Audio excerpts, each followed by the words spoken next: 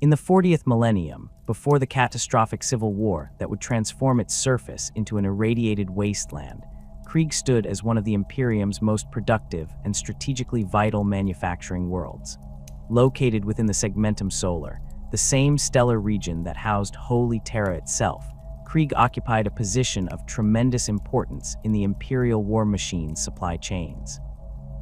The planet's proximity to the throne world and its location along major warp routes made it an indispensable hub for military production and logistics operations that sustained countless Imperial campaigns across the galaxy.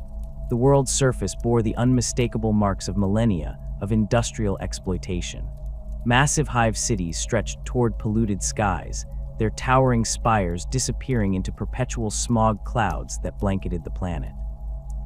These urban monuments to Imperial industry housed billions of workers whose lives revolved entirely around the endless cycle of production demanded by the Emperor's war efforts.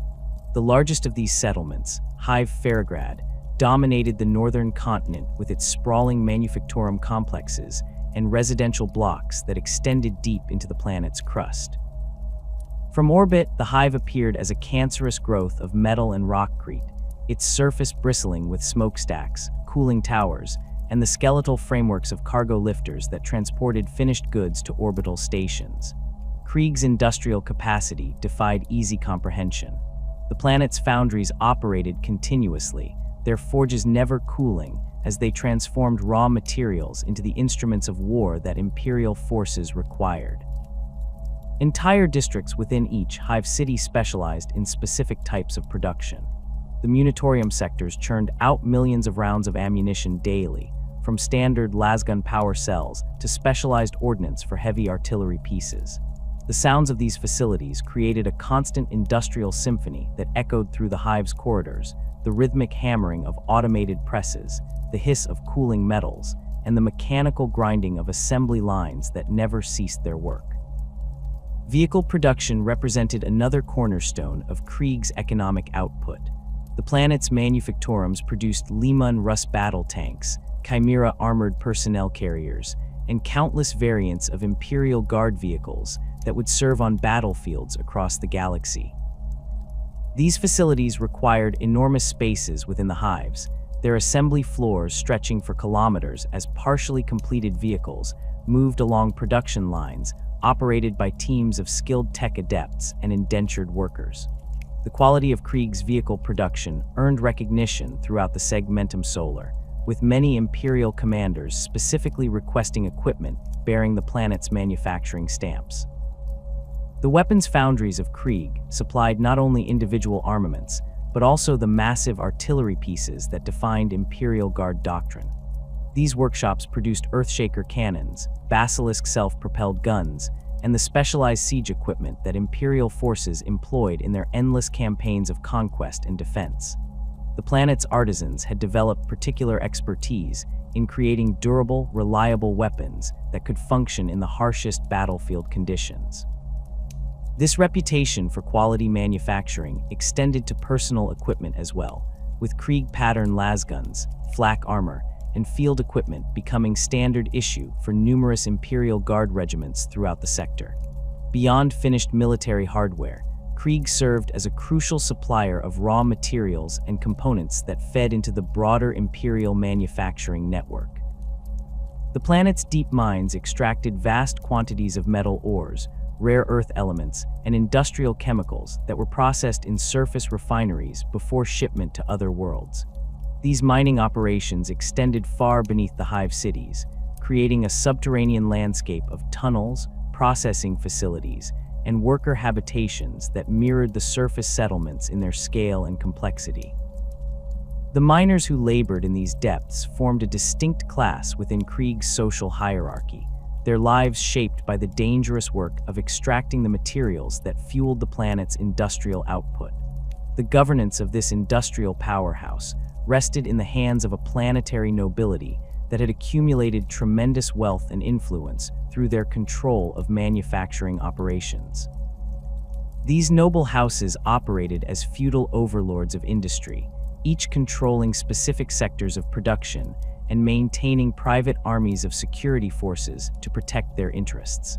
The most powerful among them sat on the Planetary Council, which served as the world's primary governing body under the overall authority of the imperial governor. This system created a complex web of alliances, rivalries, and commercial relationships that determined how resources were allocated and production priorities were established. House Jurten commanded the largest share of vehicle manufacturing, their foundries producing nearly 40% of Krieg's armored vehicle output. The family's patriarch, Lord Commander Jurten, had built his power base through strategic marriages with other noble houses and careful cultivation of relationships with off-world imperial officials. His manufactorums employed hundreds of thousands of workers and maintained exclusive contracts with several Space Marine chapters for specialized vehicle variants. The House's private security forces were equipped with military-grade weapons and vehicles, making them a formidable power within the planet's political landscape. House Voss controlled much of Krieg's ammunition production, operating vast complexes that supplied ordnance to Imperial forces throughout the Segmentum Solar. Their facilities specialized in exotic ammunition types, including specialized shells for Space Marine weapons and custom ordnance for particular campaign requirements. Lady Voss, the House's current leader, had earned recognition from the Adeptus Mechanicus for her innovations in ammunition design and production efficiency. Her political influence extended beyond Krieg itself, with connections to Munitorium officials on Terra who relied on her facilities to meet critical supply requirements. The mining operations that provided raw materials for surface manufacturing fell under the control of House Kastner, whose underground domain encompassed thousands of kilometers of tunnels and extraction sites. Lord Kastner maintained his own private army of tunnel fighters who served both as security forces and specialized military units capable of underground warfare. The House's wealth derived not only from mining operations, but also from their control of the transportation networks that moved raw materials from the depths to surface processing facilities. Smaller noble houses controlled specialized aspects of Krieg's industrial output. House Meridian operated the planet's primary chemical processing facilities, producing the industrial compounds and specialized materials required for advanced manufacturing processes. House Corvanis managed much of the planet's food production, operating vast hydroponic facilities and protein synthesis plants that fed the billions of workers who sustained the industrial machine. House Draconis controlled significant portions of the weapons manufacturing sector, their foundries producing the personal armaments that equipped Imperial Guard forces across multiple sectors. The social structure beneath the nobility consisted of multiple distinct classes, each with defined roles in maintaining the planet's industrial output. The Tech Adepts represented the highest tier of non-noble society, their expertise in maintaining and operating complex manufacturing equipment making them indispensable to continued production. These servants of the Omnissiah maintained close relationships with the noble houses while preserving their loyalty to Mars and the broader Adeptus Mechanicus.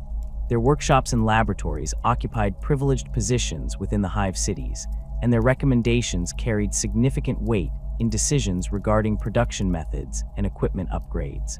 Skilled workers formed the backbone of Krieg's manufacturing operations. These individuals possessed specialized knowledge in operating specific types of equipment, maintaining quality control standards, and training new workers in complex production processes. They lived in dedicated residential sectors within the hives, their quarters modest but significantly better than those provided to general laborers. Many skilled workers belonged to hereditary guilds that maintained traditional manufacturing techniques and served as intermediaries between the nobility and the broader worker population. The vast majority of Krieg's population consisted of general laborers whose lives revolved entirely around their assigned production duties. These workers lived in cramped hab blocks deep within the hive cities, their daily routines dictated by shift schedules that maximized manufacturing output. Despite their numbers, they possessed little political influence and depended entirely on the noble houses for employment, housing, and basic necessities. The constant demand for increased production meant that working conditions remained harsh, with safety considerations often secondary to meeting quotas and deadlines. Krieg's integration into the broader imperial economy extended far beyond simple manufacturing output. The planet served as a crucial logistics hub for military campaigns throughout the Segmentum Solar, its orbital facilities capable of loading and dispatching massive supply convoys to active war zones. Imperial Navy vessels regularly visited Krieg's orbital stations to collect ammunition, spare parts, and replacement equipment for ongoing operations. The planet's location along established warp routes made it an ideal staging point for supply operations supporting campaigns in neighboring sectors. The Adeptus Munitorum maintained significant administrative facilities on Krieg, their bureaucrats working closely with planetary authorities to coordinate production schedules with military requirements. These officials possessed detailed knowledge of Imperial Guard deployment patterns and equipment needs, allowing them to direct Krieg's manufacturing capacity toward the most critical supply shortages. The relationship between Munitorum representatives and the noble houses involved constant negotiation over production priorities, delivery schedules, and quality standards that would determine the effectiveness of imperial forces in distant theaters of war. Trade relationships with other imperial worlds created additional economic opportunities for Krieg's ruling classes. The planet imported specialized materials that could not be produced locally, including rare metals required for advanced weapon systems and exotic compounds used in vehicle armor production. These trade agreements often involved complex arrangements that included technology transfers, manufacturing licenses, and exclusive supply contracts that bound Krieg's economy to the broader imperial industrial network. The corruption that would ultimately consume Krieg began not with dramatic proclamations of heresy or open displays of demonic power, but through subtle infiltration and gradual subversion of the planet's ruling elite. The chaos cults that took root among the noble houses operated with patience and cunning, understanding that a world of such strategic importance to the Imperium could not be turned through brute force alone. Instead, they employed the insidious methods that had proven effective on countless other worlds, appealing to existing ambitions, exploiting personal grievances, and offering forbidden knowledge to those who believed themselves deserving of greater power. The initial stages of corruption manifested through seemingly innocuous social gatherings among Krieg's aristocracy. Private salons hosted by various noble houses became venues for philosophical discussions that gradually shifted from acceptable topics of governance and economics toward more dangerous territories of imperial doctrine and the nature of authority itself. These conversations, carefully guided by individuals who had already embraced heretical beliefs, planted seeds of doubt about the Imperium's right to demand such enormous sacrifices from worlds like Krieg, while offering little in return beyond protection from external threats. House Voss became the primary vector for this ideological contamination. Lady Voss had grown increasingly resentful of Munitorium demands that required her ammunition facilities to operate at maximum capacity while providing minimal compensation for the enormous resources consumed in production. Her frustration with imperial bureaucracy made her receptive to whispered suggestions that Krieg's noble houses deserved greater autonomy in determining how their world's industrial might should be employed. These conversations occurred during private meetings with off-world traders who claimed to represent alternative markets for military equipment, individuals who spoke persuasively about the benefits of independence from imperial oversight. The corruption spread through established networks of political alliance and commercial partnership that connected the major noble houses. Lord Kastner found himself drawn into discussions about the true nature of power and the arbitrary restrictions that imperial law placed on planetary governors. His mining operations had uncovered unusual mineral formations in the deepest excavations, crystalline structures that seemed to pulse with their own internal light and generated strange resonances when exposed to certain frequencies. The off-world advisors who had gained Lady Voss's confidence suggested that these discoveries represented opportunities for technological advancement that Imperial doctrine would never permit him to explore. House Meridian's involvement began through their chemical processing operations, where certain production runs had yielded unexpected compounds with properties that defied conventional understanding. The family's chief chemist reported substances that remained stable under conditions that should have caused immediate breakdown, and others that seemed to enhance the effectiveness of conventional explosives beyond theoretical limits. When these anomalies were reported to tech adept supervisors, the responses indicated that such discoveries should be suppressed rather than investigated, creating frustration among Meridian's technical staff who believed they were on the verge of revolutionary breakthroughs. The gradual transformation of these noble houses involved careful cultivation of their existing character flaws and ambitions. Lady Voss's pride in her technical innovations became twisted into contempt for imperial restrictions on weapons development. Lord Kastner's natural curiosity about the geological mysteries beneath his domain evolved into obsession with forbidden knowledge that promised to unlock the planet's hidden potential. House Meridian's scientific pursuits transformed into reckless experimentation with compounds that exhibited properties no loyal Imperial citizen should have been willing to investigate. Colonel Jerton, commander of the Planetary Defense Forces and heir to House Jerton's industrial empire, first became aware of the growing conspiracy through routine security briefings that revealed unusual patterns in off-world communications. His position provided access to intelligence reports that tracked the movement of personnel and materials between Krieg and other systems, data that revealed an increasing frequency of contact with worlds that had previously maintained minimal trade relationships with the planet. The timing of these communications coincided with private meetings among the noble houses, creating a pattern that suggested coordination with external influences. The colonel's investigation began cautiously, using his authority over planetary security forces to monitor communications and track the activities of suspected individuals without alerting them to his suspicions. His agents reported strange deliveries to noble house compounds, shipments that arrived without proper documentation and were handled by personnel who refused to submit to standard security screenings. These materials were transported directly to private laboratories and workshops where they disappeared from official inventory systems, suggesting that the noble houses were conducting unauthorized research projects using unknown substances or technologies. Further investigation revealed that several key positions within the planetary government had been filled by individuals with questionable backgrounds and unexplained wealth. The new deputy governor, appointed through Lady Voss's influence, had arrived on Krieg with credentials that could not be verified through standard Imperial channels. His previous service record contained gaps that coincided with campaigns in sectors where Imperial forces had encountered significant chaos corruption. Similar patterns emerged among other recent appointments to critical administrative positions, creating a network of potentially compromised officials in positions where they could influence planetary policy and security protocols.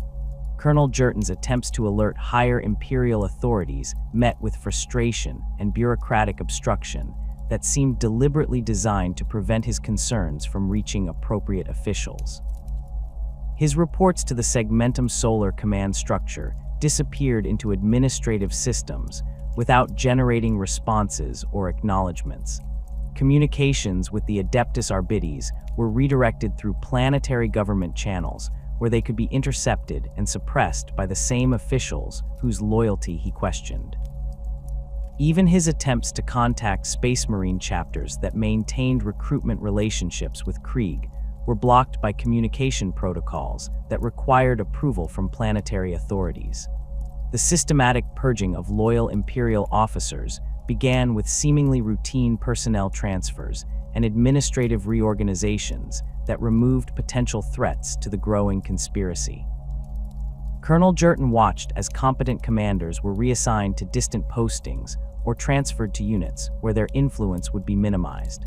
The official justifications for these moves cited efficiency improvements and strategic restructuring, but the pattern clearly targeted individuals who had demonstrated unwavering loyalty to imperial doctrine and showed resistance to the subtle changes occurring within the planetary government. Major Corrin, commander of the primary spaceport security forces, found himself transferred to a remote mining facility after questioning new protocols that reduced screening procedures for incoming vessels.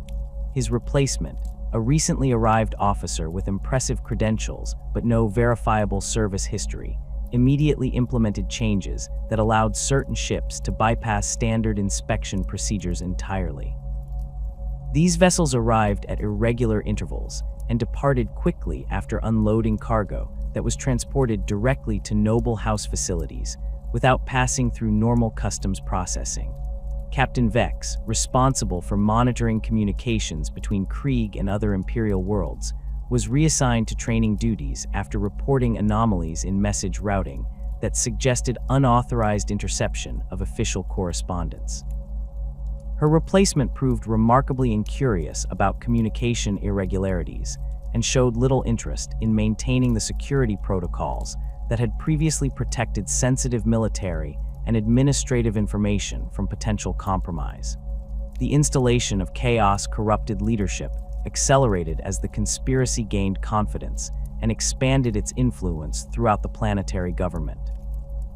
New appointments consistently favored individuals who had demonstrated flexibility regarding imperial regulations and showed willingness to prioritize planetary interests over broader imperial concerns. These officials gradually modified existing policies and procedures in ways that appeared reasonable on the surface, but created opportunities for the corrupted noble houses to pursue their heretical agenda without interference from loyal imperial servants. The Planetary Council underwent a transformation that reflected the shifting balance of power among Krieg's ruling elite. Traditional procedures for conducting official business were modified to allow for private sessions, where sensitive matters could be discussed without the presence of imperial observers or recording devices. These closed meetings became venues for planning the planet's eventual separation from imperial authority, with participants sharing intelligence about imperial military deployments and discussing strategies for neutralizing potential resistance to their plans. Industrial production schedules were subtly altered to prioritize manufacturing projects that served the conspiracy's goals rather than legitimate imperial requirements. Ammunition production shifted towards specialized ordnance types that incorporated the mysterious compounds discovered in House Meridian's laboratories, creating stockpiles of weapons with enhanced destructive capabilities that would prove crucial in the coming conflict.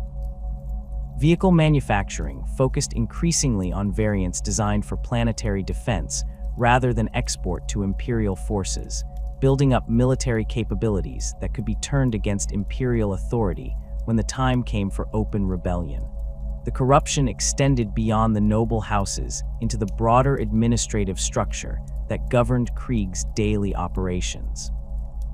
Mid-level bureaucrats found themselves presented with opportunities for advancement and increased authority in exchange for their cooperation with new policies that gradually undermined imperial oversight of planetary affairs.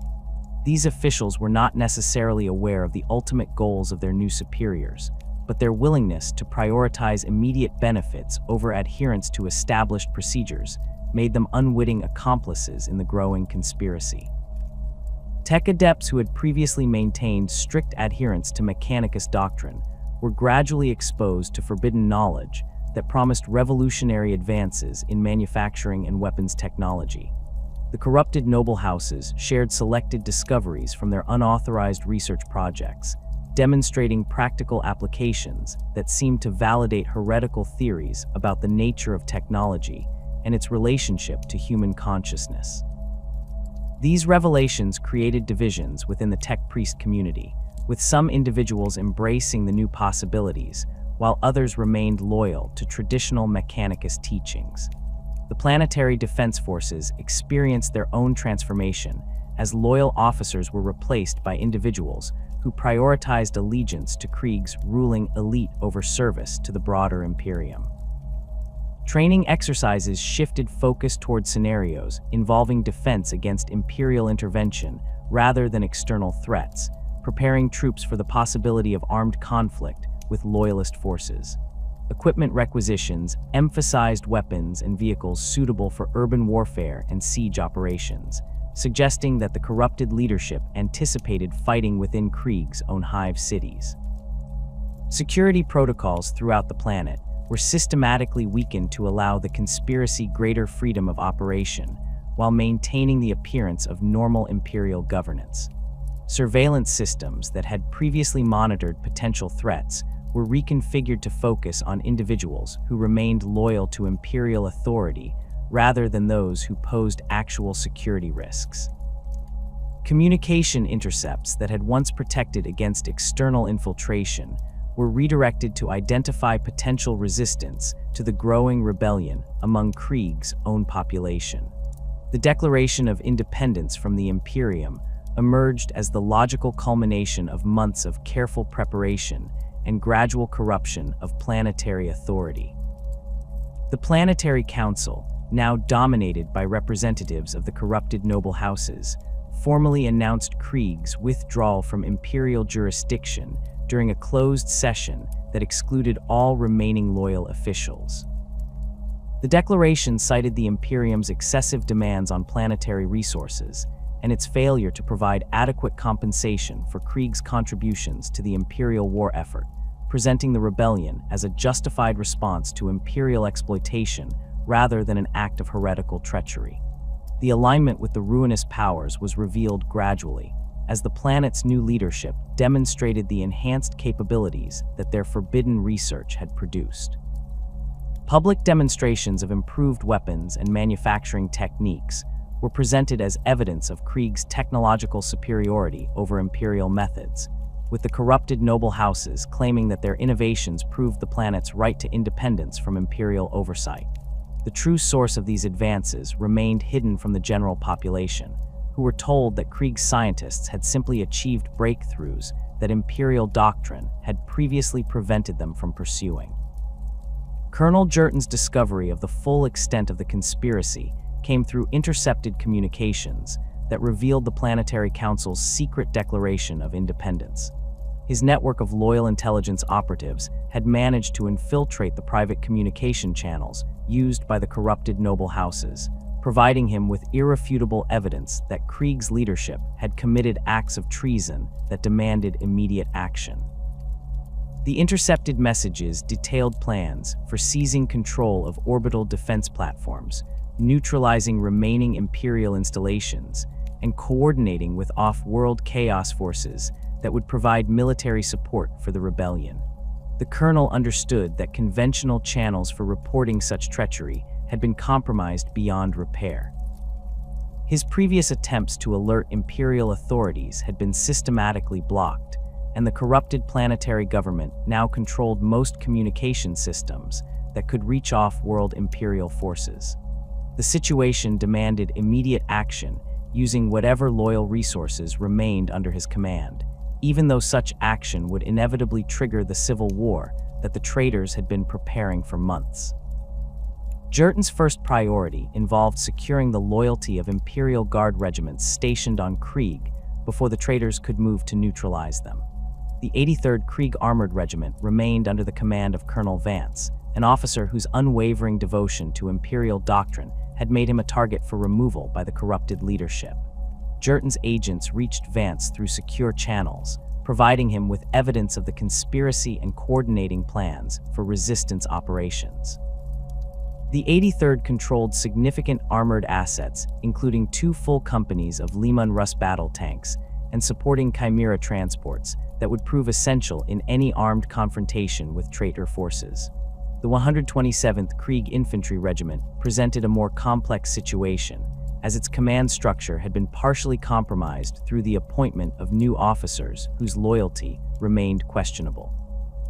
Major Kellner, the regiment's second in command, had maintained contact with Jerton's intelligence network and confirmed that several company commanders remained loyal to the Imperium despite pressure from their superiors to accept the new planetary government's authority.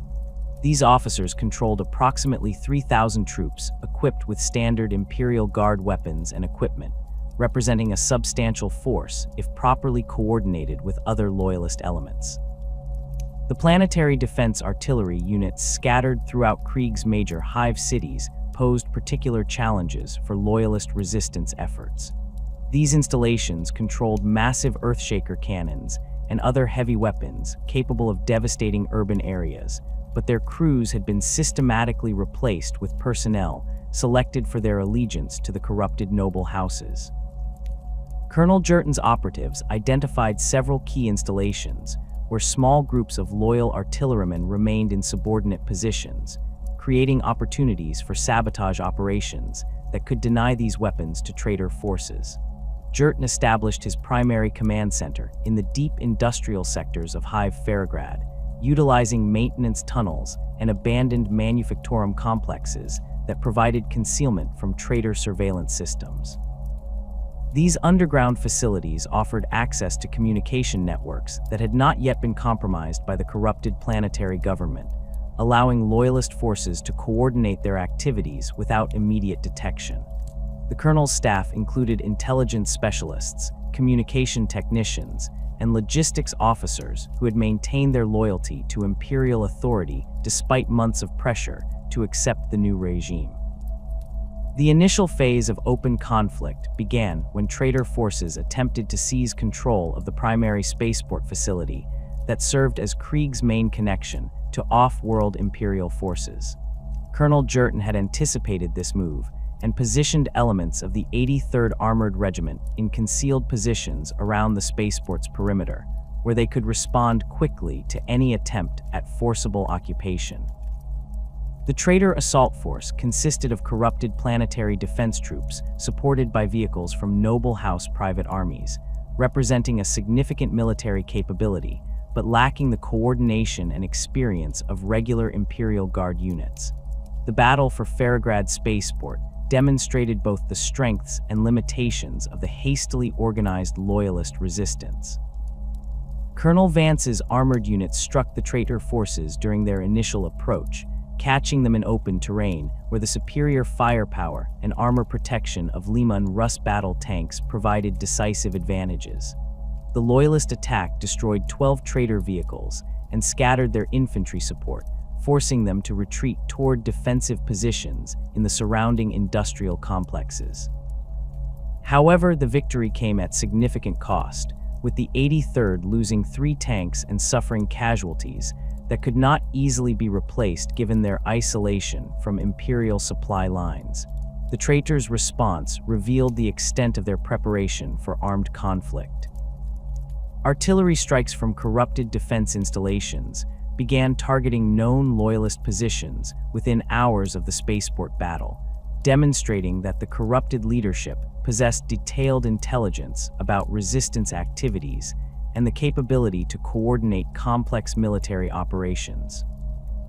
These bombardments forced loyalist units to abandon several prepared positions and retreat deeper into the urban maze of Hive Ferrograd's industrial sectors, where the massive structures provided some protection from indirect fire. Major Kellner's infantry forces proved particularly effective in the urban warfare that characterized the early stages of the Civil War. His troops possessed intimate knowledge of Hive Ferrograd's layout, including maintenance passages, utility tunnels, and abandoned sections that could be used for concealment and rapid movement between defensive positions. The infantry established observation posts in strategic locations that provided intelligence about traitor troop movements while remaining hidden from enemy patrols. These positions also served as bases for sabotage operations against traitor supply lines and communication networks. The Loyalist forces quickly discovered that conventional military tactics offered limited effectiveness against an enemy that controlled the planet's primary industrial and administrative centers. The traitors possessed superior numbers, better access to supplies and reinforcements, and the ability to coordinate their operations through official government channels that remained beyond Loyalist reach. Direct confrontations consistently favored the traitor forces, who could concentrate overwhelming firepower against isolated loyalist units and replace their losses through recruitment from the corrupted planetary defense forces. Colonel Jerton adapted his strategy to emphasize guerrilla warfare tactics that exploited the Loyalists' advantages in mobility, local knowledge, and dedication to their cause. Small teams of infantry specialists began conducting raids against traitor supply convoys, targeting vehicles transporting ammunition and fuel between noble house facilities and forward operating bases. These attacks relied on detailed intelligence about convoy routes and schedules, information provided by Loyalist sympathizers who remained in positions within the traitor administration and transportation networks. The sabotage campaign against traitor infrastructure represented another crucial element of Loyalist resistance strategy. Teams of specialists with technical training targeted power generation facilities, communication nodes, and transportation systems that supported traitor military operations. These operations required careful planning to maximize disruption while avoiding civilian casualties, as Colonel Jerton understood that maintaining popular support would be essential for long-term resistance success. The sabotage teams focused on temporary disruptions rather than permanent destruction, seeking to degrade traitor capabilities without causing irreparable damage to Krieg's industrial infrastructure. The battle for the Meridian Chemical Processing Complex illustrated both the potential and limitations of Loyalist guerrilla tactics. A joint force of infantry and armored units attempted to seize control of the facility to deny the traitors access to the exotic compounds that enhanced their weapons' effectiveness. The initial assault succeeded in penetrating the complex's outer defenses and establishing positions within the primary processing areas, but the Loyalists lacked sufficient numbers to hold their gains against the inevitable counterattack. The traitor response included not only conventional military forces, but also weapons that demonstrated the unnatural properties of chaos-corrupted technology, forcing the Loyalists to withdraw after suffering significant casualties. Intelligence gathering became increasingly critical as the Civil War intensified, and both sides sought to anticipate enemy movements and identify vulnerable targets. Colonel Jerton's network of loyal operatives within the traitor administration provided valuable information about planned operations, troop deployments, and supply requirements that allowed Loyalist forces to position themselves advantageously for ambush operations. However, the traitors' own intelligence capabilities improved as they consolidated control over planetary security systems and began employing enhanced interrogation techniques that suggested the influence of chaos corruption on their methods. The Loyalist communication network faced constant pressure from traitor attempts to intercept messages and locate resistance command centers. Colonel Jerton's communication specialists developed increasingly sophisticated encryption methods and routing procedures that utilized Krieg's extensive industrial communication infrastructure to mask the true origins and destinations of resistance messages. These efforts required constant adaptation as traitor forces captured Loyalist communication equipment and personnel who possessed knowledge of resistance procedures and protocols. Supply shortages emerged as a critical challenge for Loyalist forces operating without access to official Imperial logistics networks. Ammunition consumption during urban warfare operations quickly depleted the limited stockpiles that loyal units had secured during the initial phases of the conflict, forcing commanders to implement strict rationing procedures and prioritize targets that offered the greatest strategic value. Medical supplies became particularly scarce, as Loyalist forces lacked access to the advanced medical facilities controlled by the traitor government and had to rely on improvised treatment centers established in hidden locations throughout the Hive cities. The recruitment of additional personnel for Loyalist forces proved both essential and dangerous, as Colonel Jerton sought to expand resistance capabilities while avoiding infiltration by traitor agents.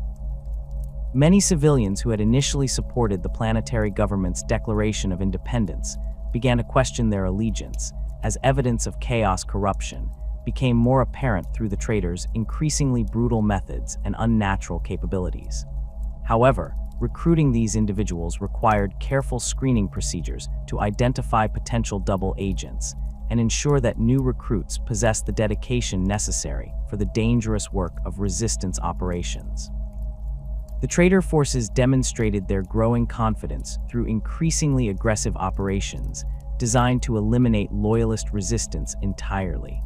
Large-scale sweep operations through suspected resistance areas employed not only conventional military units, but also specialized forces equipped with detection equipment that seemed to operate beyond normal Imperial technology parameters. These operations forced loyalist units to adopt even more stringent security procedures and abandon positions that had previously seemed secure from traitor detection capabilities. The realization that conventional military resistance could not ultimately prevail against the entrenched chaos forces began to emerge through accumulated evidence of the traitors' supernatural advantages. Loyalist observers reported enemy units that continued fighting despite suffering casualties that should have been immediately fatal, weapons that demonstrated destructive capabilities far beyond their apparent specifications, and coordination between traitor forces that suggested communication methods not dependent on conventional technology. These observations indicated that the rebellion had progressed beyond simple political treachery into the realm of chaos corruption that fundamentally altered the nature of the conflict. Colonel Jerton's strategic assessment acknowledged that loyalist forces alone could not restore Imperial authority to Krieg through military action. The traitors' advantages in numbers, equipment, and supernatural enhancement made their eventual victory inevitable unless external Imperial intervention could shift the balance of power. However, the colonel also recognized that loyalist resistance operations served crucial purposes beyond immediate military objectives, including gathering intelligence about chaos corruption methods, preserving Imperial doctrine and loyalty among portions of the population, and potentially providing support for future Imperial reconquest operations. The evolution of traitor tactics revealed the growing influence of chaos corruption on their military capabilities and strategic thinking. Early engagements had followed conventional Imperial Guard doctrine with predictable deployment patterns and standard equipment employment, but subsequent operations demonstrated increasingly unorthodox approaches that suggested external guidance from sources with knowledge of advanced warfare techniques. The traitors began employing psychological warfare methods designed to demoralize loyalist forces through displays of their enhanced capabilities and the futility of continued resistance. The mounting evidence of supernatural corruption among the traitor forces reached a critical threshold when Colonel Jerton's reconnaissance teams reported encounters with enemy personnel who exhibited capabilities that defied rational explanation. Loyalist snipers documented shots that should have proven immediately fatal, failing to stop traitor soldiers, who continued their advance despite wounds that would have incapacitated any normal human. These observations, combined with captured equipment that incorporated materials unknown to Imperial science, convinced the colonel that Krieg faced corruption far beyond political rebellion or even standard heretical uprising. The decision to deploy atomic weapons across Krieg's surface emerged from Colonel Jerton's recognition that conventional military action could not purge the chaos taint that had infected the planet's population and infrastructure. His strategic analysis concluded that the corruption had progressed beyond the point where surgical strikes against specific targets could eliminate the heretical influence.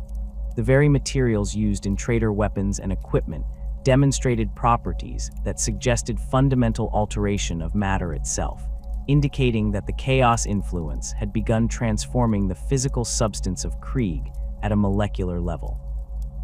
Colonel Jerton's access to nuclear arsenals stemmed from his position as commander of planetary defense forces and his family's control over strategic weapons manufacturing. House Jerton's foundries had produced tactical nuclear devices for Imperial Guard siege operations, maintaining stockpiles of various yield configurations designed for different battlefield applications. The Colonel's authority over these weapons had been established through standard Imperial protocols that granted planetary defense commanders access to strategic assets necessary for defending against overwhelming enemy forces or preventing strategic resources from falling into hostile hands. The technical specifications of Krieg's nuclear arsenal reflected the planet's role as a major military manufacturing center. The weapons inventory included tactical devices with yields ranging from 5 kilotons to 50 kilotons, designed for battlefield deployment against concentrated enemy formations or fortified positions. Strategic warheads with yields approaching 100 kilotons were maintained for potential use against major enemy installations or to deny critical infrastructure to invading forces. The largest devices in the arsenal reached yields of several hundred kilotons, intended for use against hive-sized targets or to create devastating area denial zones. The delivery systems available to Colonel Jerton encompassed multiple platforms that could deploy nuclear weapons across Krieg's surface with precision targeting capabilities. Missile batteries positioned throughout the major hive cities maintained launch tubes loaded with nuclear-tipped warheads, their targeting systems linked to planetary defense networks that provided real-time intelligence about enemy positions and movements. Artillery pieces modified for nuclear shell deployment offered shorter range options for tactical strikes against specific targets within the combat zone. Aircraft squadrons based at Loyalist-controlled airfields possessed bomber variants capable of delivering nuclear payloads to targets beyond the range of ground-based systems. The systematic targeting of major population centers required detailed analysis of Krieg's demographic distribution and industrial infrastructure to maximize the effectiveness of nuclear strikes while ensuring complete elimination of chaos corruption. Colonel Jerton's planning staff identified primary targets based on intelligence reports indicating the highest concentrations of traitor forces and corrupted civilian populations. Hive Farograd, with its massive population and extensive industrial complexes, represented the primary target due to its role as the rebellion's administrative center and the location of the most advanced chaos-corrupted manufacturing facilities. The northern industrial complex of Hive Korvanes became a secondary target due to intelligence indicating that House Korvanes had established major food production facilities that incorporated chaos-corrupted materials into the planetary food supply. The contamination of basic nutrition sources represented a particularly insidious form of corruption that could spread the heretical taint throughout the population regardless of their political allegiances. Nuclear destruction of these facilities would prevent further distribution of corrupted food products while eliminating the personnel responsible for implementing such horrific contamination protocols. Hive Kastner's mining operations presented unique targeting challenges due to their subterranean nature and the extensive tunnel networks that extended deep beneath the planet's surface. The intelligence reports detailing Lord Kastner's discovery of unusual crystalline formations suggested that these underground structures might serve as focal points for chaos corruption, potentially channeling warp energies directly into Krieg's geological foundation. Nuclear strikes against the surface installations would need to be supplemented by specialized penetrator warheads designed to collapse the tunnel systems and bury the corrupted mining operations under millions of tons of irradiated debris. The Meridian Chemical Processing Complex required particular attention due to the exotic compounds that had been discovered during House Meridian's unauthorized research projects. These substances had demonstrated properties that suggested they might survive conventional nuclear destruction, potentially serving as seeds for renewed chaos corruption even after the elimination of the human population. The targeting plan for this facility incorporated multiple overlapping nuclear strikes with different yield configurations to ensure complete molecular destruction of all materials within the complex and the surrounding area. The timing of the nuclear bombardment required careful coordination to achieve maximum effectiveness while preventing traitor forces from implementing countermeasures or evacuation procedures. Colonel Jerton's intelligence network provided information about traitor troop deployments and civilian population distributions that allowed his planning staff to identify optimal strike windows when target areas would contain the highest concentrations of corrupted personnel. The simultaneous nature of the strikes would prevent communication between target areas and eliminate any possibility of organized response to the nuclear assault. The launch sequence began with tactical strikes against traitor military installations to eliminate their command and control capabilities before they could respond to the larger strategic bombardment. Nuclear-tipped missiles targeted communication centers, military headquarters, and air defense installations that might interfere with subsequent bomber operations. These initial strikes employed smaller-yield warheads to minimize immediate radiation effects that could interfere with the guidance systems of follow-up weapons, while still ensuring complete destruction of their assigned targets. The strategic bombardment of major hive cities commenced within minutes of the tactical strikes, as missile batteries throughout Loyalist-controlled areas launched their nuclear payloads toward predetermined coordinates. The weapons followed ballistic trajectories that would bring them to their targets within approximately 15 minutes of launch, providing insufficient time for meaningful evacuation efforts even if traitor forces had maintained functional warning systems.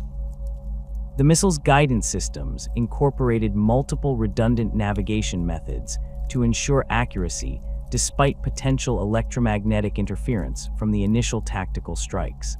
Hive Farograd received the heaviest concentration of nuclear strikes, with 12 separate warheads targeting different sections of the massive urban complex. The primary administrative district, housing the corrupted Planetary Council and the majority of traitor leadership, was struck by a 400-kiloton device that vaporized the entire governmental complex and created a crater extending nearly 2 kilometers in diameter. Industrial sectors received multiple smaller warheads designed to ensure complete destruction of manufacturing facilities while creating overlapping radiation zones that would prevent any survival of chaos, corrupted materials, or personnel. The detonation sequence created a cascading series of explosions that transformed Hive Farograd into a hellscape of nuclear fire and radiation. The initial strikes generated electromagnetic pulses that disabled electronic systems throughout the hive, plunging the massive structure into darkness seconds before the thermal effects reached inhabited areas. The nuclear fireballs expanded rapidly through the hive's corridors and chambers, their temperatures exceeding those found in stellar cores and instantly vaporizing everything within their reach. The pressure waves that followed collapsed structural supports and brought down entire sections of the hive's superstructure. Hive Corvanis experienced similar devastation as 8 nuclear warheads struck its primary population and industrial centers. The food production facilities that had been corrupted by chaos influence disappeared in nuclear fire, their contaminated products and processing equipment reduced to radioactive ash that would pose no further threat to Krieg's surviving population. The hive's residential sectors, housing millions of civilians who had been exposed to corrupted food supplies, were completely obliterated by overlapping nuclear strikes that ensured no possibility of survival for anyone who might have been infected by the heretical taint. The mining complexes of Hive Kastner required specialized targeting due to their underground nature and the potential for chaos corruption to have spread through the extensive tunnel networks. Penetrator warheads designed for bunker-busting operations struck the surface installations before boring deep into the planet's crust and detonating at predetermined depths. These underground explosions collapsed thousands of kilometers of mining tunnels while creating radioactive zones that would remain lethal for centuries. The mysterious crystalline formations that had attracted Lord Kastner's attention were buried under millions of tons of irradiated rock and debris. The Meridian Chemical Processing Complex received the most intensive nuclear bombardment, with specialized warheads designed to achieve complete molecular destruction of all materials within the facility. The exotic compounds that had demonstrated unusual properties during House Meridian's research were subjected to nuclear temperatures and radiation levels that exceeded any natural phenomena in the galaxy. Multiple overlapping explosions created a zone of absolute destruction where even the atomic structure of matter was disrupted, ensuring that no trace of chaos-corrupted materials could survive to threaten future inhabitants of the planet. Secondary targets throughout Krieg's surface received nuclear strikes designed to eliminate smaller concentrations of traitor forces and prevent any organized resistance to the purification process. Noble house compounds that had served as centers of chaos corruption were destroyed by tactical nuclear weapons that eliminated their inhabitants while creating radiation barriers that would prevent access to any surviving heretical materials. Transportation networks that might have allowed traitor forces to escape the bombardment were severed by nuclear strikes against key bridges, tunnels, and spaceport facilities. The immediate aftermath of the nuclear bombardment transformed Krieg from a thriving industrial world into a radioactive wasteland, where survival became virtually impossible for unprotected human life. The massive explosions had injected enormous quantities of radioactive material into the planet's atmosphere, creating fallout clouds that would spread contamination across the entire surface over the following weeks and months. The electromagnetic effects of multiple nuclear detonations disrupted communication systems and electronic equipment throughout the planet, effectively isolating any surviving populations from contact with off-world Imperial forces. The atmospheric effects of the nuclear bombardment created a perpetual shroud of radioactive dust and debris that blocked sunlight from reaching Krieg's surface.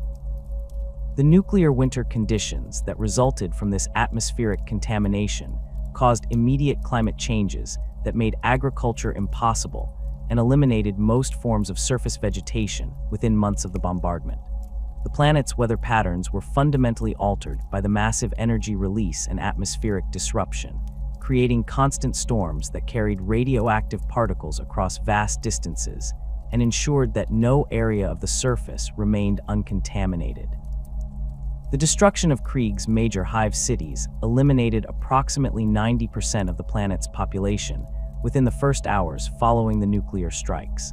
The survivors who had been located in deep underground facilities or remote areas faced immediate challenges from radiation exposure, contaminated food and water supplies, and the complete breakdown of technological infrastructure that had previously supported planetary civilization. These scattered groups of survivors found themselves isolated in a hostile environment where the very air and soil had become lethal to human life. The theological justification for the mass extermination emerged from imperial doctrine regarding the treatment of chaos corruption and the absolute necessity of preventing heretical taint from spreading to other worlds. Colonel Jerton's decision to deploy nuclear weapons was grounded in established precedents where imperial commanders had chosen to destroy entire populations rather than risk allowing chaos corruption to escape containment.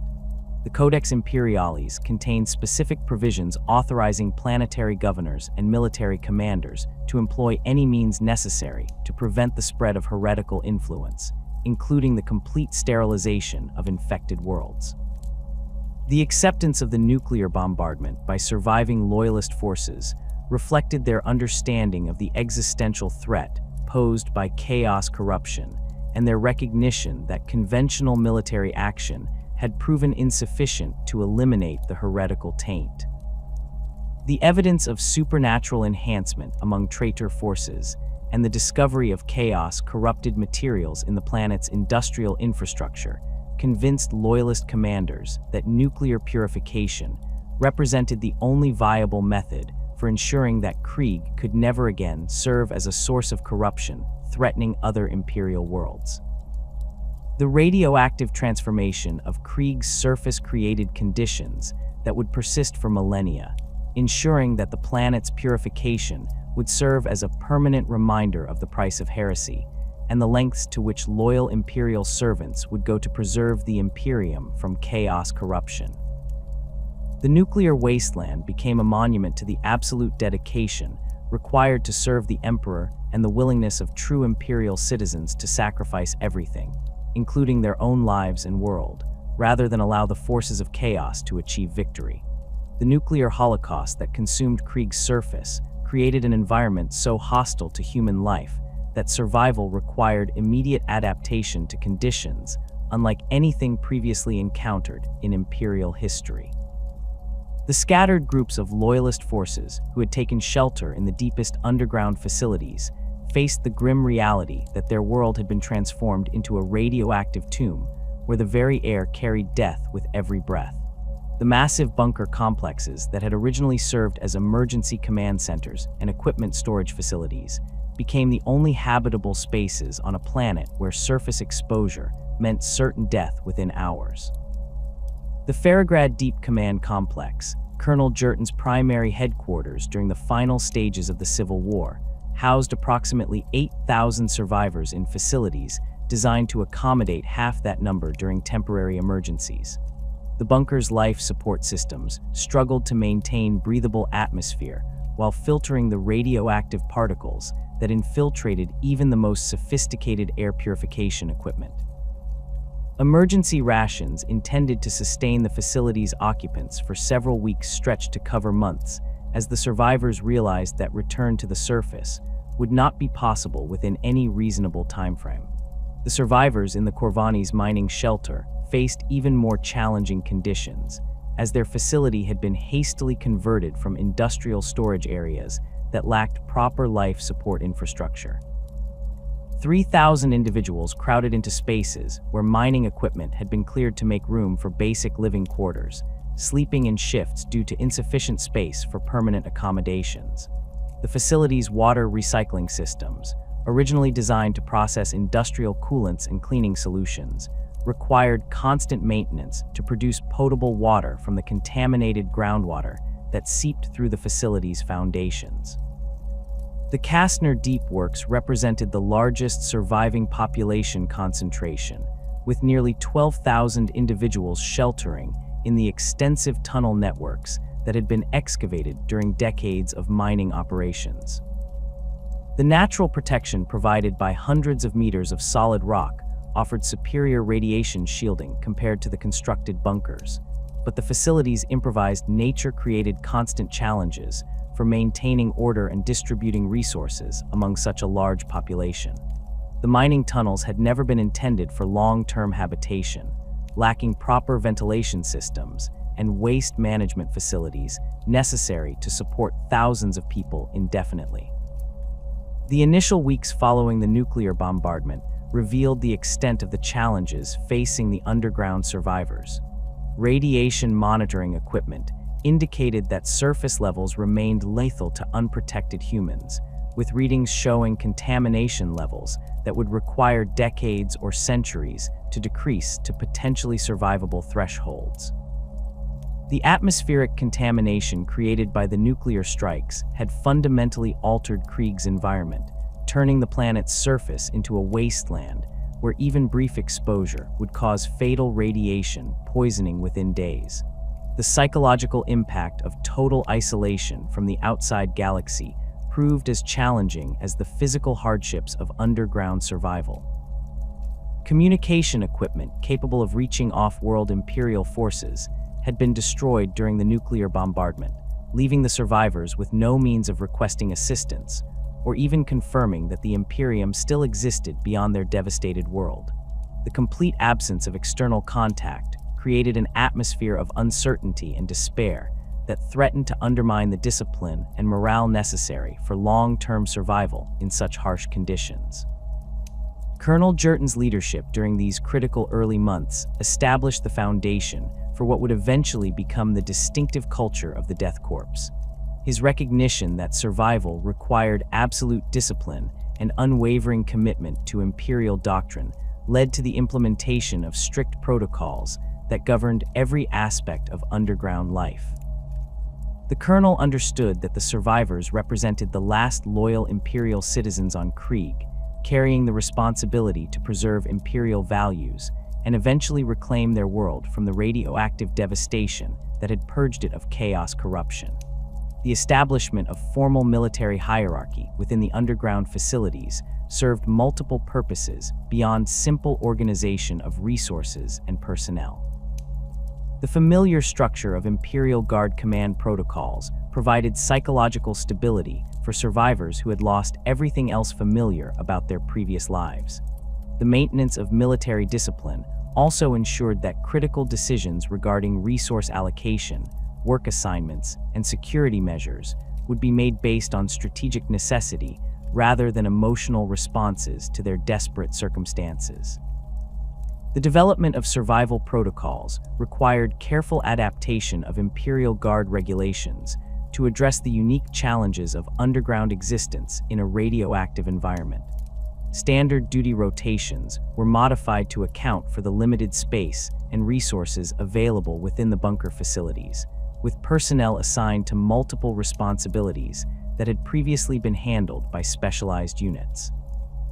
Guards responsible for facility security also maintained life support equipment, while communications specialists doubled as medical orderlies when their primary duties allowed such flexibility. The rationing systems implemented within the underground facilities reflected both the scarcity of resources and the military mindset that prioritized mission accomplishment over individual comfort. Food distribution followed strict schedules that allocated calories based on work assignments and physical requirements, with additional rations provided to personnel engaged in physically demanding maintenance tasks or security duties. Water consumption was monitored and regulated to ensure that the facility's recycling systems could maintain adequate supplies while accounting for inevitable equipment failures and contamination issues. The medical challenges facing the underground populations required innovative solutions using limited supplies and improvised equipment. Radiation exposure symptoms appeared among personnel who had been on or near the surface during the nuclear bombardment, creating immediate demands for treatment methods that exceeded the capabilities of standard Imperial Guard medical facilities. The survivors included several medical officers and trained medics, but their supplies of specialized medications and treatment equipment had been exhausted within weeks of the initial emergency.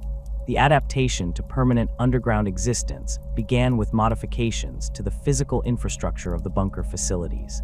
Sleeping areas were reconfigured to maximize capacity while providing minimal privacy for individuals and families who had lost their homes in the nuclear devastation. Common areas were established for meals, meetings, and limited recreational activities that helped maintain morale during the long periods of confinement. Workshop spaces were created where personnel could maintain equipment, repair clothing and personal items, and engage in productive activities that contributed to the community's survival. The development of work assignments reflected both immediate survival needs and long-term planning for eventual surface operations. Teams were organized to maintain life support systems, monitor radiation levels, and preserve equipment that would be necessary for future military operations.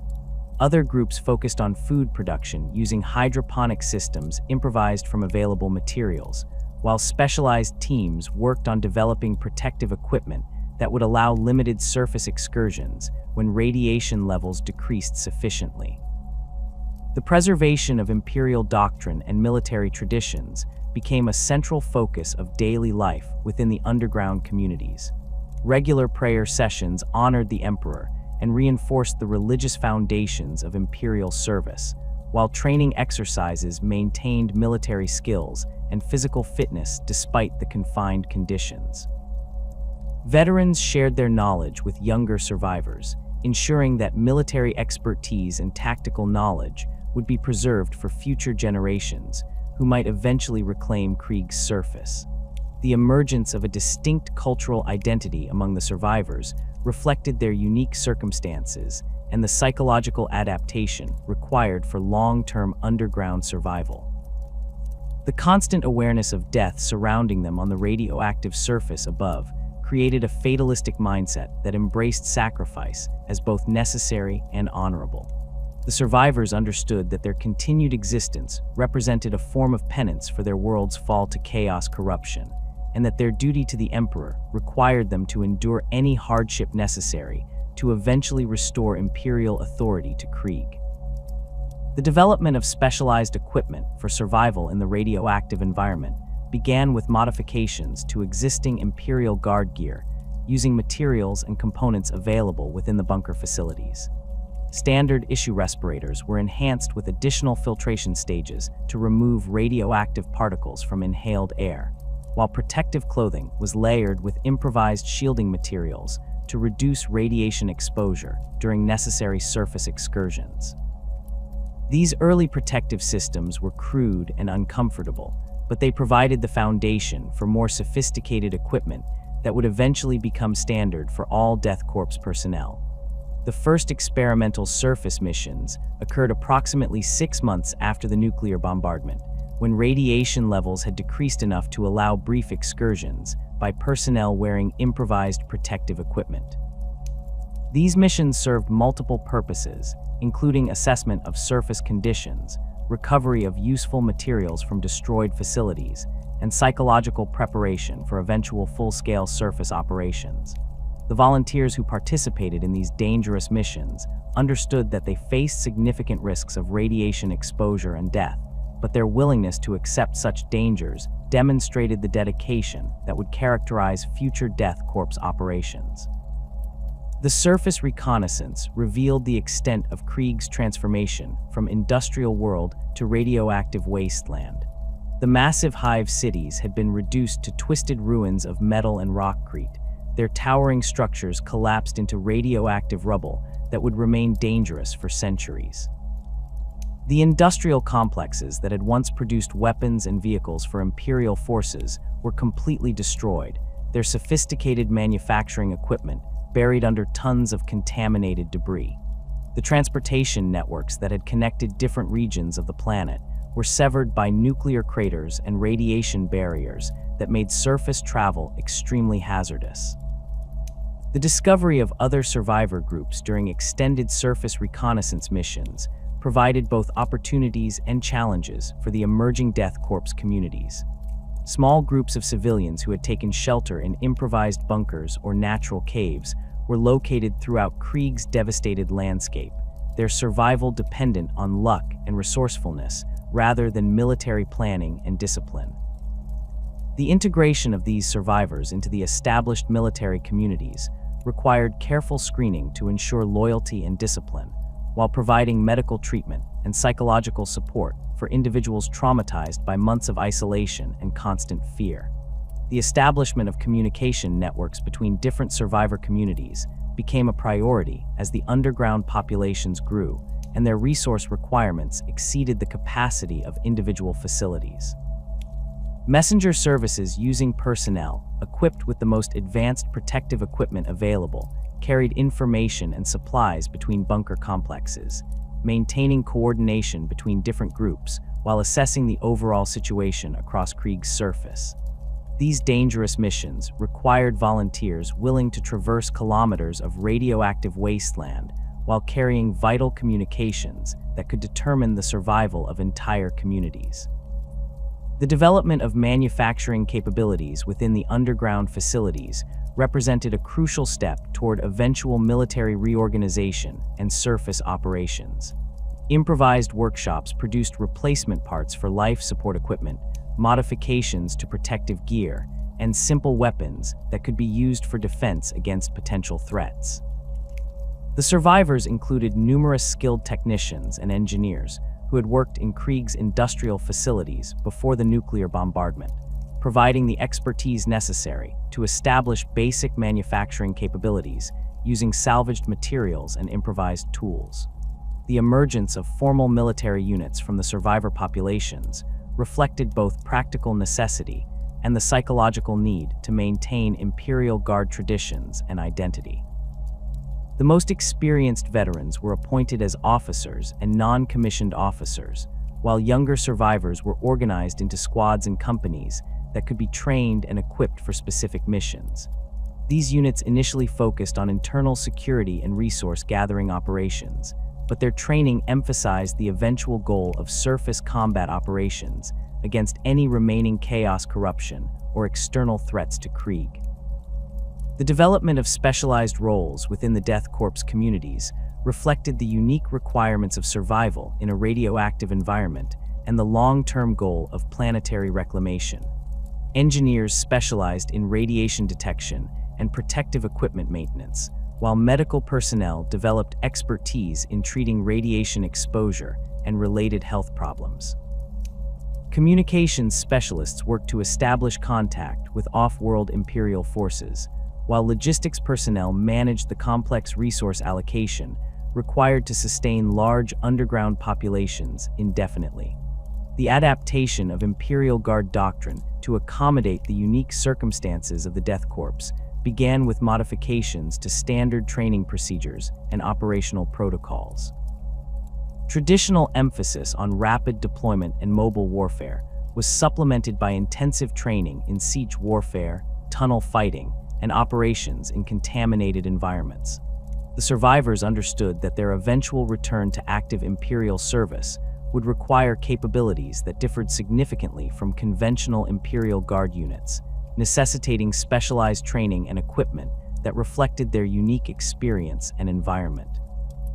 The psychological transformation of the survivors into the Death Korps mentality involved acceptance of death as a constant companion and sacrifice, as the highest form of service to the Emperor. The daily reality of life surrounded by lethal radiation created an intimate familiarity with mortality that shaped every aspect of their culture and military doctrine.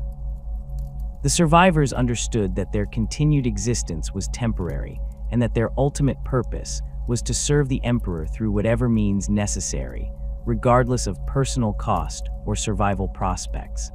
The fortress world of Vrax Prime occupied a strategic position within the Segmentum Solar that made its loss to heretical forces an unacceptable threat to Imperial security.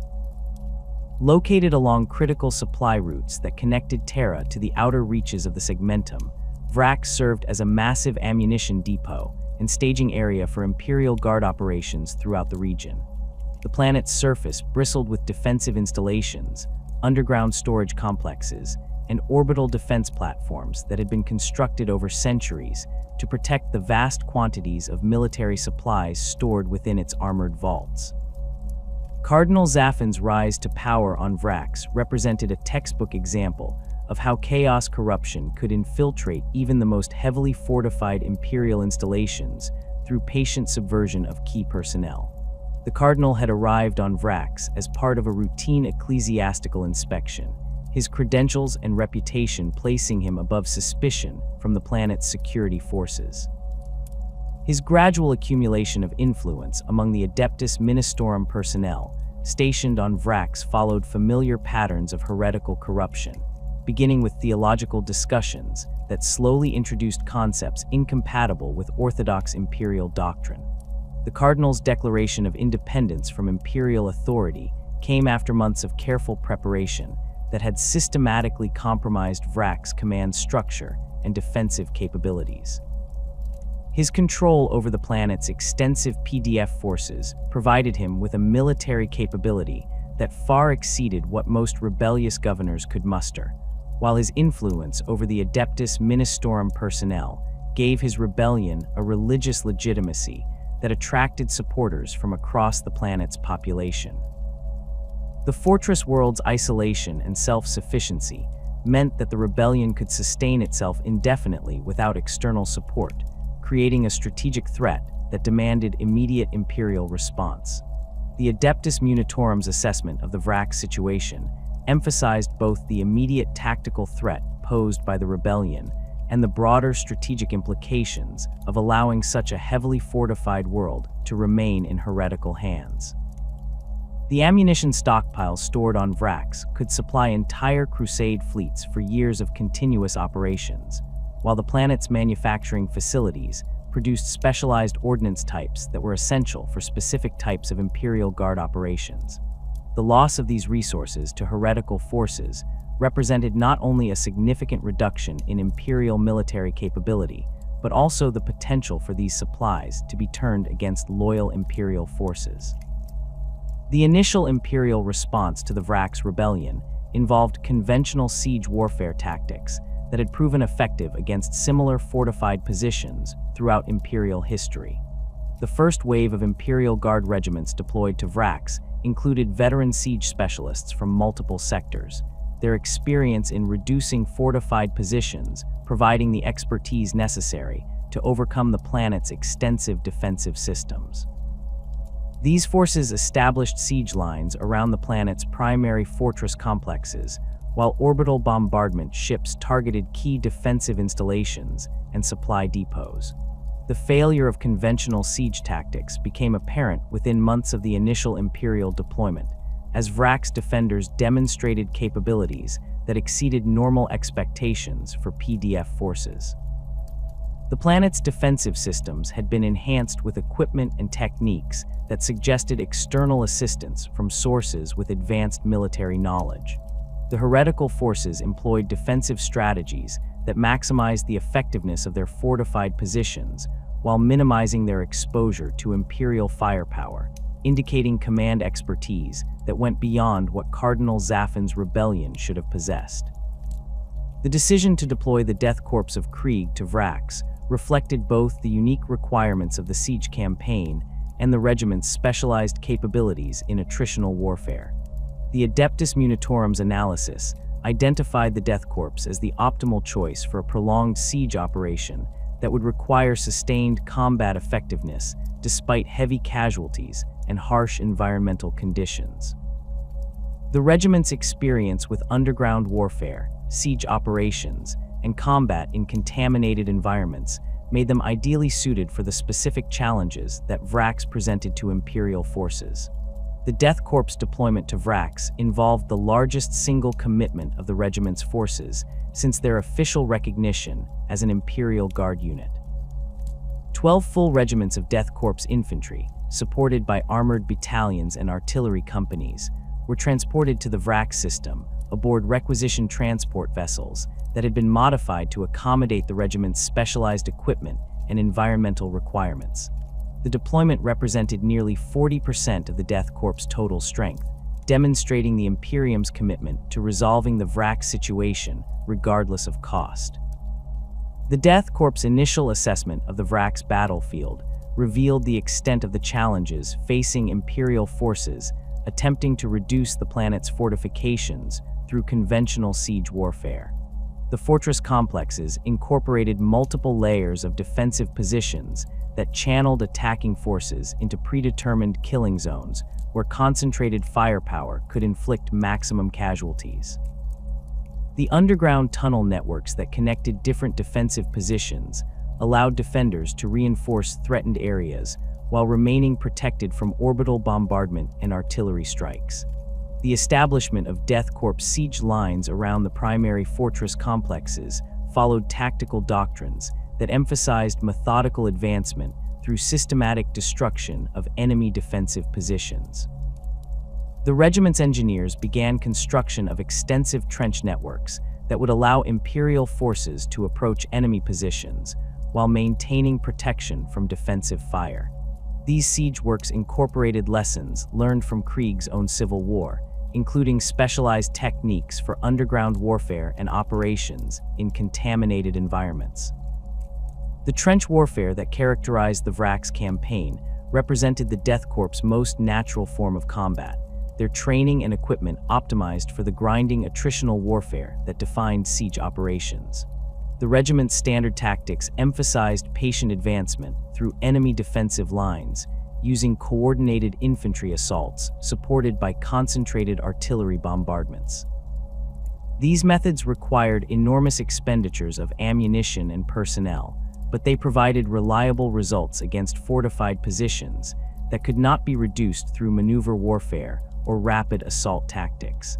The Death Korps artillery companies deployed to Vrax brought specialized siege equipment that had been developed specifically for reducing heavily fortified positions. Earthshaker cannons provided long-range bombardment capabilities that could target enemy positions from beyond the range of defensive fire, while Basilisk self-propelled guns offered mobile artillery support for advancing infantry units. The regiment's Medusa siege guns proved particularly effective against the reinforced bunkers and defensive installations that protected Vrax's key strategic positions. The systematic reduction of outer defensive positions required months of coordinated operations that demonstrated the Death Korps' expertise in siege warfare. Each defensive complex was subjected to prolonged artillery bombardments that destroyed external equipment and weakened structural supports before infantry assaults eliminated the remaining defenders. The regiment's willingness to accept heavy casualties during these operations allowed them to maintain constant pressure on enemy positions, preventing the defenders from recovering between attacks or reorganizing their defensive lines. The underground warfare that developed as Imperial forces penetrated deeper into Vrak's defensive systems played to the Death Korps' specialized training and experience. The regiment's engineers proved particularly skilled at tunnel warfare, using explosives and specialized digging equipment to create new passages through enemy defensive lines, while collapsing tunnels that could be used by defenders for counterattacks. These underground operations required careful coordination between engineering teams and infantry units that would exploit the breaches created by demolition operations. The Death Korps' approach to casualties during the Vrak's campaign reflected their fundamental acceptance of death as an inevitable consequence of service to the Emperor. The regiment's commanders planned operations based on strategic objectives rather than casualty minimization, accepting losses that would have been considered unacceptable by conventional Imperial Guard units.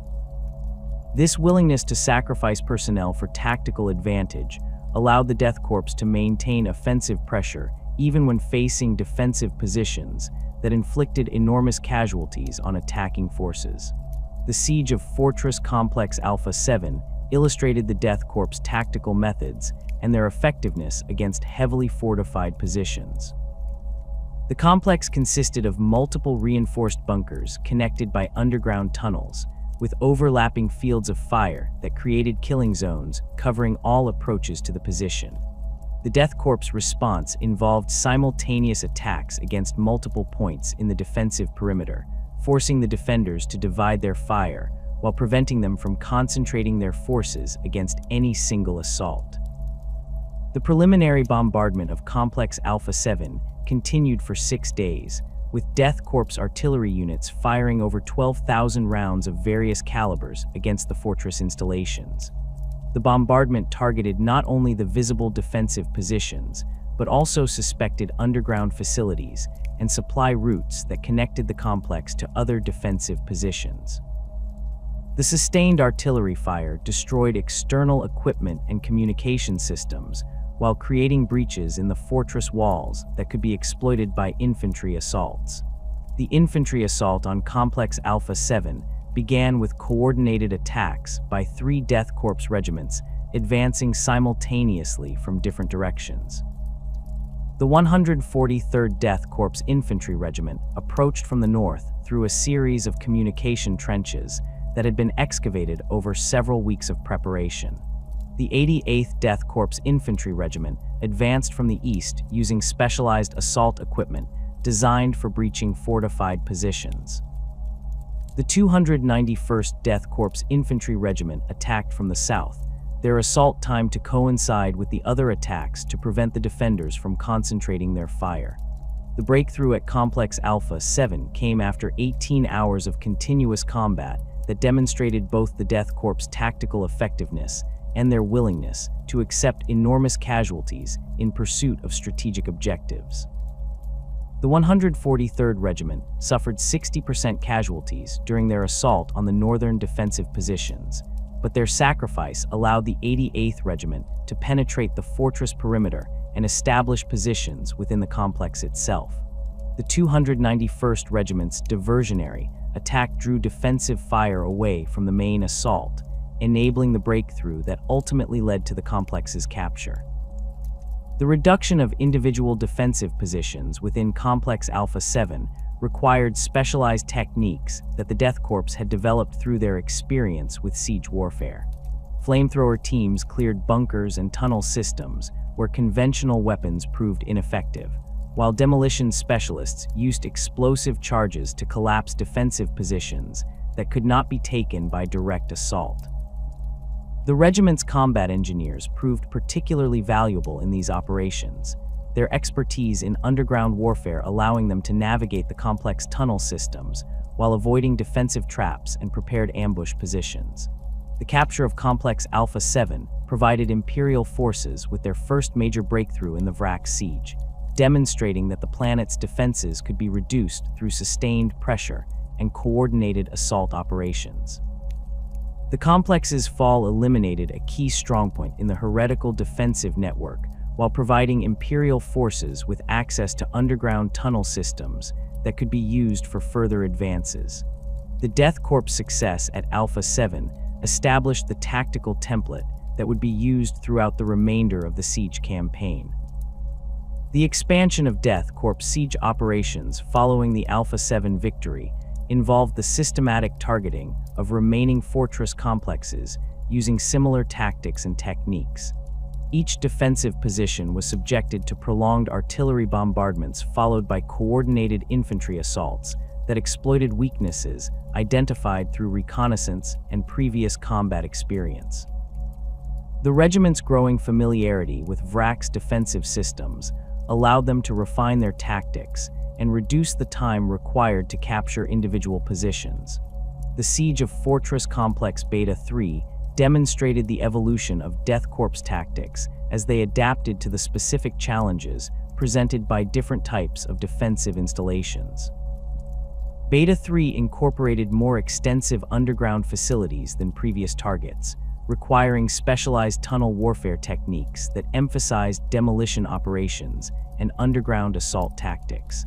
The Death Korps engineers developed new methods for mapping enemy tunnel systems while creating their own underground approaches that could bypass surface defensive positions. The breakthrough operations at Beta 3 involved the use of specialized assault troops equipped with enhanced protective equipment and close combat weapons optimized for tunnel fighting. These units advanced through captured tunnel systems, while combat engineers collapsed passages behind them to prevent enemy counterattacks. The confined nature of underground combat required different tactical approaches than surface operations, with small unit tactics replacing the large-scale coordinated assaults that characterized surface siege warfare. The systematic destruction of Vrax's defensive network continued for over a decade, as Death Korps forces methodically reduced each fortress complex while expanding their control over the planet's surface. The regiment's willingness to accept heavy casualties allowed them to maintain constant offensive pressure that prevented the defenders from reorganizing their positions or developing effective countermeasures to Imperial siege tactics.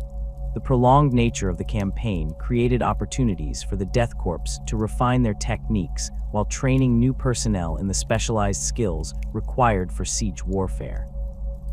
The final phase of the Vrax siege involved operations against the planet's central fortress complex, where Cardinal Zaffin had established his primary command center and the most heavily defended positions on the planet. These installations incorporated defensive features that exceeded anything previously encountered during the siege, including enhanced fortifications that demonstrated clear evidence of chaos corruption and supernatural enhancement. The Death Korps' assault on these positions required modifications to their standard tactics to account for enemy capabilities that went beyond conventional military technology. The ultimate victory at Vrax came at a cost that would have been considered catastrophic by conventional Imperial Guard standards, but which the Death Korps accepted as the inevitable price of service to the Emperor. The regiment's casualties during the 17-year siege exceeded 70% of their deployed strength, with some individual regiments suffering complete destruction while achieving their assigned objectives. The Death Korps' willingness to continue operations despite such losses demonstrated their unique value as siege specialists capable of succeeding where conventional forces would have failed. The Death Korps of Krieg operates under a regimental structure that reflects both standard Imperial Guard organizational principles and unique adaptations necessitated by their specialized role as siege warfare specialists.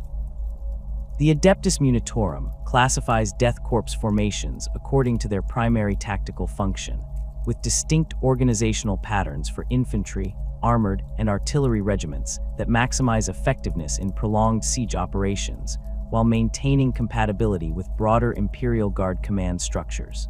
Death Korps infantry regiments follow a standardized organization that emphasizes sustained combat capability over rapid deployment or maneuver warfare. Each regiment consists of approximately 4,000 personnel organized into 5 battalions, with each battalion containing 4 companies of roughly 200 soldiers. This structure provides regimental commanders with sufficient tactical flexibility to conduct simultaneous operations against multiple objectives while maintaining reserves for exploitation of breakthrough opportunities or response to enemy counterattacks. The battalion structure within Death Korps infantry regiments incorporates specialized support elements that reflect the unique requirements of siege warfare. Each battalion includes a dedicated engineering company equipped with demolition specialists, tunnel warfare experts, and fortification construction teams.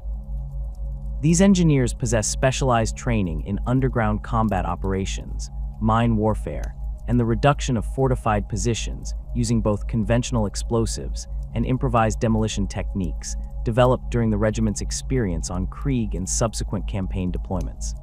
Company organization within Death Korps infantry battalions emphasizes small unit cohesion and tactical flexibility necessary for the close quarters combat that characterizes siege operations. Each company contains 4 platoons of approximately 50 soldiers, with platoons further divided into 5 squads of 10 men each.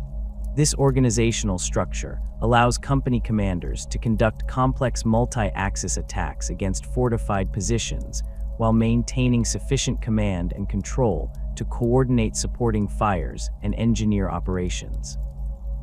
The squad-level organization of Death Korps infantry reflects their specialization in assault operations against prepared defensive positions.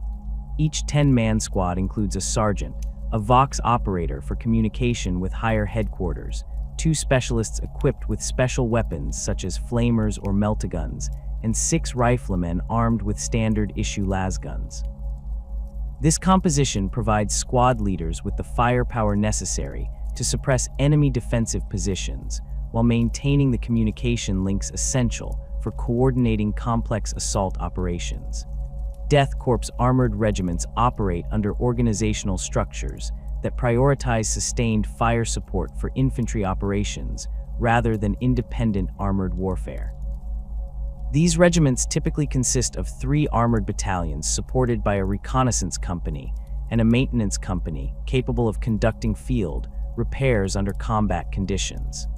Each armored battalion contains 3 companies equipped with Lehman Russ battle tanks, with company strength varying between 12 and 15 vehicles, depending on operational requirements and equipment availability. The tank companies within Death Korps armored regiments employ vehicle configurations optimized for siege warfare rather than mobile operations.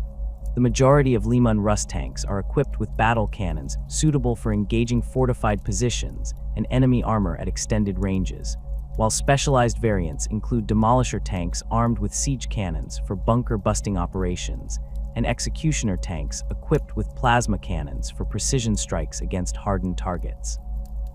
This diverse equipment mix allows armored companies to provide appropriate fire support for specific tactical situations encountered during siege operations. The reconnaissance elements within Death Korps armored regiments operate sentinel walkers and armored cars designed for gathering intelligence about enemy defensive positions and identifying vulnerable points in fortification systems. These units conduct extended observation missions that provide regimental commanders with detailed information about enemy troop movements, defensive preparations, and potential breakthrough opportunities. The reconnaissance companies also coordinate with infantry scouts and engineering teams to develop comprehensive assessments of enemy capabilities and defensive weaknesses. Death Korps artillery regiments represent perhaps the most critical component of the organization's siege warfare capabilities, providing the sustained bombardment capability necessary to reduce fortified positions and suppress enemy defensive fires during infantry assaults. These regiments consist of multiple batteries equipped with different types of artillery pieces selected for specific roles within comprehensive fire support plans. The organizational structure emphasizes coordination between different artillery types to achieve maximum effectiveness against diverse target sets. The heavy artillery batteries within Death Korps artillery regiments operate Earthshaker cannons and Medusa siege guns capable of delivering sustained bombardments against fortified positions at ranges exceeding 30 kilometers. These weapons provide the long-range fire support necessary to engage enemy positions from beyond the effective range of defensive fires, allowing artillery crews to maintain continuous bombardment schedules without exposure to immediate counterattack. The heavy batteries typically consist of 6 to 8 guns, with crew sizes adjusted to maintain continuous operations during extended siege campaigns. Self-propelled artillery batteries equipped with Basilisk gun platforms provide mobile fire support that can advance with attacking infantry units, while maintaining the ability to engage targets of opportunity as they develop during assault operations. These batteries operate in close coordination with infantry commanders to provide immediate fire support for breakthrough operations and the reduction of specific defensive positions that threaten advancing troops. The mobility of self-propelled artillery allows Death Korps commanders to concentrate firepower rapidly against critical targets while avoiding the time delays associated with repositioning towed artillery pieces. The integration of multiple artillery types within Death Korps fire support plans requires sophisticated coordination procedures that ensure maximum effectiveness while preventing fratricidal incidents during complex operations. Artillery observers attached to infantry units maintain direct communication with battery commanders to coordinate fire missions and adjust targeting based on real-time battlefield conditions. These observers receive specialized training in siege warfare techniques and possess the authority to call for immediate fire support without requiring approval from higher headquarters when tactical situations demand rapid response. The role of commissars within Death Korps units presents unique challenges that reflect the regiment's distinctive attitude toward death and sacrifice in service to the Emperor. Unlike their function in conventional Imperial Guard units, where commissars primarily serve to maintain discipline and prevent cowardice, Death Korps commissars often find themselves restraining overly aggressive soldiers who seek martyrdom without regard for tactical objectives or strategic considerations. This reversal of traditional commissar duties requires specialized training and psychological preparation for personnel assigned to Death Korps units. Death Korps commissars undergo additional instruction in siege warfare tactics and the specific cultural characteristics that define the regiment's approach to military operations. These officers must understand the psychological factors that drive Death Korps soldiers to seek death in battle, while channeling that dedication toward achieving tactical objectives rather than meaningless sacrifice. The commissars serve as intermediaries between Death Korps commanders and conventional Imperial Guard officers who may not understand or appreciate the regiment's unique operational methods. The relationship between Death Korps personnel and their assigned commissars differs significantly from standard Imperial Guard practice due to the regiment's absolute loyalty to Imperial doctrine and their willing acceptance of any sacrifice demanded by military necessity. Death Korps soldiers rarely require motivation to advance against enemy positions or maintain discipline under fire, but they may require restraint to prevent tactically unsound attacks that waste personnel without achieving meaningful objectives. Commissars assigned to Death Korps units often find themselves managing enthusiasm rather than combating reluctance or cowardice. The Adeptus Munitorum classification system for Death Korps units incorporates specialized designations that reflect their unique capabilities and equipment requirements. Death Korps infantry regiments receive priority allocations of siege warfare equipment, including specialized demolition charges, tunnel warfare gear, and enhanced protective equipment designed for operations in contaminated environments. These allocations recognize the regiment's specialized role, while ensuring that their unique capabilities remain available for deployment against appropriate targets. Equipment standardization within Death Korps units follows Imperial Guard patterns with modifications that reflect their operational specialization and the harsh environmental conditions of their homeworld. Standard-issue Death Korps equipment includes enhanced respirators capable of filtering radioactive particles and chemical contaminants, reinforced flak armor with additional protection against shrapnel and debris common in siege warfare, and specialized entrenching tools designed for rapid fortification construction in various soil and rock conditions. The distinctive Death Korps uniform serves both practical and psychological functions that support the regiment's operational effectiveness. The heavy greatcoats worn by Death Korps personnel provide protection against environmental hazards while creating a distinctive appearance that reinforces unit identity and esprit de corps. The uniform's dark colors and functional design reflect the regiment's grim determination and their acceptance of death as an inevitable consequence of military service. Death Korps weapons allocations emphasize reliability and effectiveness in siege warfare conditions rather than advanced technology or specialized capabilities. The regiment's standard-issue lasguns are manufactured to specifications that prioritize durability and ease of maintenance over rate of fire or exotic ammunition types. This approach ensures that Death Korps units can maintain their weapons in operational condition during extended siege campaigns where resupply opportunities may be limited and maintenance facilities unavailable. The integration of Death Korps regiments with conventional Imperial Guard forces requires careful coordination to ensure that their specialized capabilities are employed effectively while maintaining overall operational coherence.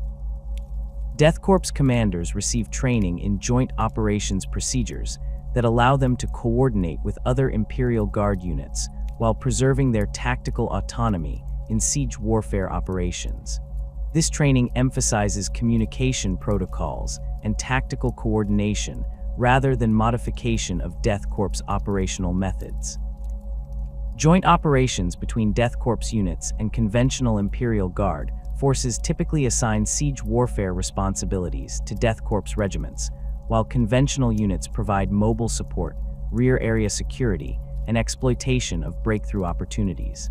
This division of responsibilities allows each unit type to operate according to their strengths while supporting overall campaign objectives. The Death Korps' willingness to accept heavy casualties in siege operations allows conventional units to preserve their strength for subsequent operations, requiring mobility and rapid deployment. The coordination between Death Korps regiments and Space Marine chapters presents unique challenges due to the fundamental differences in tactical doctrine and operational tempo between these force types. Space Marines typically favor rapid assault operations that achieve decisive results through superior firepower and shock action, while Death Korps units excel in prolonged attritional warfare that gradually reduces enemy capabilities through sustained pressure. Successful integration requires careful planning to ensure that each force type operates in roles that maximize their effectiveness. Death Korps support for Space Marine operations typically involves the reduction of fortified positions that would prove costly for Space Marines to assault directly, allowing the elite forces to concentrate on objectives that require their unique capabilities.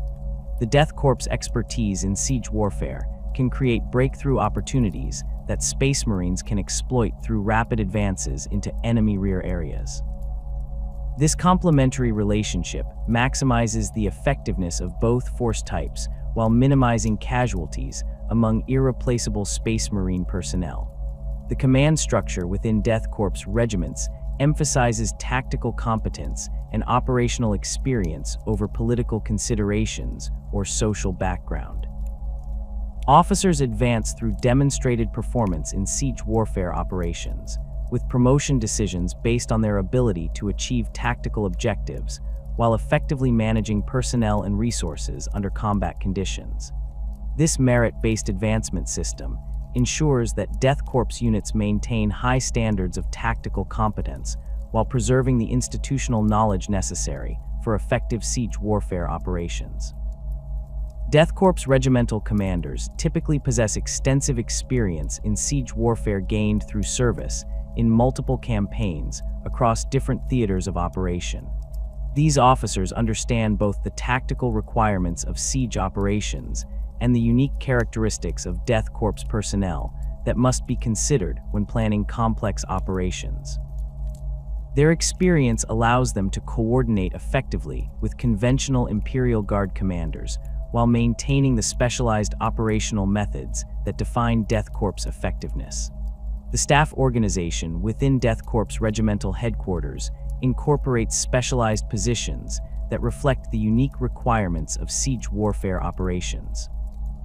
Intelligence officers focus on analyzing enemy defensive capabilities and identifying vulnerable points in fortification systems, while operations officers coordinate complex multi-unit attacks that may continue for weeks or months.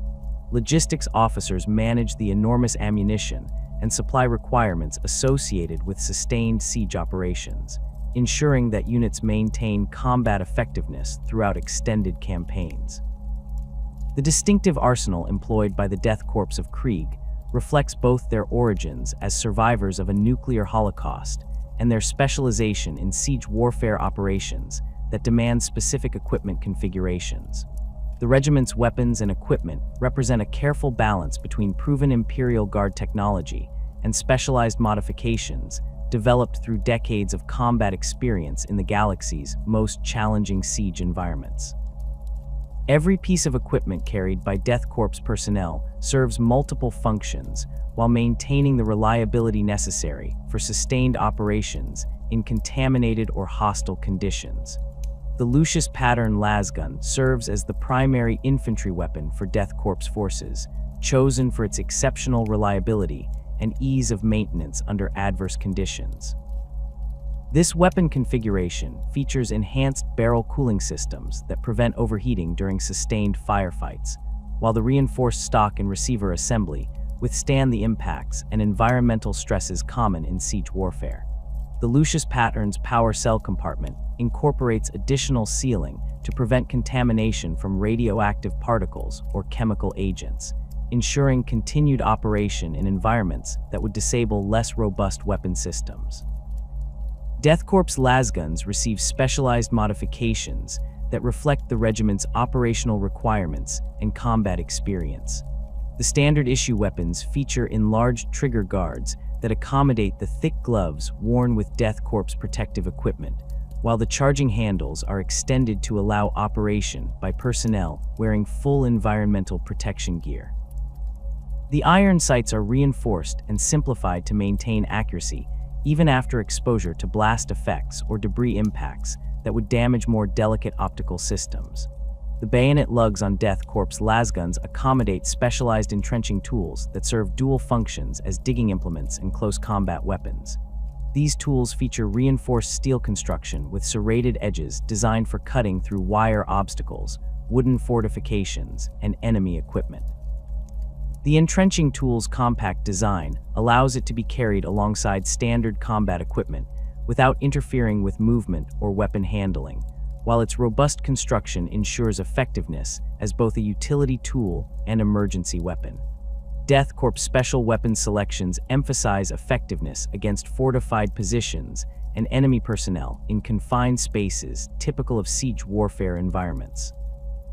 Flamer units carry standard Imperial pattern flame weapons with enhanced fuel capacity and improved nozzle designs that provide better flame pattern control in underground or enclosed spaces.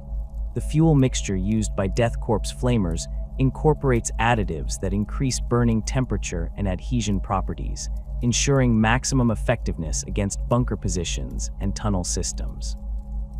Meltagun allocations within Death Korps units prioritize anti-armor capabilities and bunker-busting operations rather than general-purpose applications. These weapons receive specialized targeting equipment that improves accuracy against small apertures in fortified positions, allowing operators to engage firing ports and observation slits with precision shots that neutralize defensive positions without requiring direct assault. The Meltagun's ability to cut through reinforced barriers makes it invaluable for creating breaching points in enemy fortifications. Plasma guns employed by Death Korps specialists feature enhanced cooling systems and reinforced containment fields that reduce the risk of catastrophic overheating during extended engagements. These modifications reflect the regiment's operational doctrine that emphasizes sustained fire rather than burst engagements, requiring weapons capable of maintaining effectiveness throughout prolonged combat operations. The plasma gun's high energy output proves particularly effective against heavily armored enemy positions and personnel wearing advanced protective equipment. The distinctive Death Korps uniform represents both practical necessity and symbolic significance within the regiment's cultural identity. The heavy greatcoat worn by all Death Korps personnel provides multiple layers of protection against environmental hazards while maintaining sufficient flexibility for combat operations. The coat's thick fabric offers resistance to shrapnel, chemical splashes, and radioactive contamination, while the reinforced shoulders and elbows withstand the abrasion common in siege warfare environments. The greatcoat's design incorporates numerous functional elements that support Death Korps operational requirements.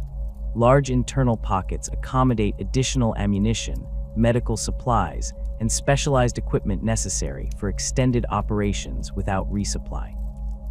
The high collar provides neck protection while supporting the sealed connection points required for respirator systems. The coat's length protects the legs from debris and contamination while allowing unrestricted movement during combat operations. Death Korps respirators represent perhaps the most critical component of their personal equipment, reflecting both their origins on the irradiated surface of Krieg and their frequent deployment to contaminated battlefields. These devices feature multi-stage filtration systems capable of removing radioactive particles, chemical agents, and biological contaminants from inhaled air. The respirator's sealed design creates positive pressure within the breathing system, preventing the infiltration of harmful substances even when the filtration system becomes partially compromised. The respirator's construction emphasizes durability and ease of maintenance under field conditions. The filter cartridges can be replaced quickly without specialized tools, while the breathing apparatus itself withstands impacts and environmental stresses that would damage civilian or less robust military equipment. The device's integrated communication system allows clear voice transmission while maintaining the sealed environment necessary for protection against airborne hazards. The symbolic skull motifs that adorn Death Korps equipment serve both psychological and practical functions within the regiment's operational doctrine. These death's head emblems reinforce the regiment's acceptance of mortality while creating a distinctive appearance that enhances unit cohesion and esprit de corps. The skulls appear on helmet faceplates, equipment pouches, and weapon stocks, serving as constant reminders of the Death Korps' dedication to service regardless of personal survival prospects. Death Korps flak armor incorporates enhanced protection levels that reflect their frequent exposure to artillery bombardments and explosive devices during siege operations. The armor plates feature additional layers of ablative material designed to dissipate blast effects and shrapnel impacts, while the vest's coverage extends to protect vital organs and major blood vessels. The armor's modular design allows individual plates to be replaced when damaged, maintaining protection levels throughout extended campaigns. The tactical doctrine employed by Death Korps regiments emphasizes siege warfare techniques that maximize effectiveness against fortified positions, while accepting the heavy casualties inherent in such operations. This approach prioritizes methodical advancement through enemy defensive lines, using coordinated infantry assaults supported by concentrated artillery bombardments. The doctrine recognizes that siege warfare requires patience and persistence rather than rapid maneuver, accepting extended timelines to achieve decisive results. Death Korps assault tactics focus on systematic reduction of enemy defensive positions through coordinated attacks that exploit weaknesses identified through reconnaissance and artillery preparation. These operations typically begin with prolonged bombardments designed to destroy external defenses and disrupt enemy communication systems. Infantry assaults follow predetermined routes that minimize exposure to defensive fires while providing multiple axes of attack that prevent enemy forces from concentrating their defensive efforts. The regiment's approach to trench warfare reflects their extensive experience in static defensive operations and their understanding of the psychological factors that determine success in prolonged engagements. Death Korps units construct elaborate trench systems that provide protection for personnel while facilitating the movement of supplies and reinforcements to forward positions. These defensive works incorporate lessons learned from Krieg's Civil War, including specialized techniques for underground construction and protection against artillery bombardment.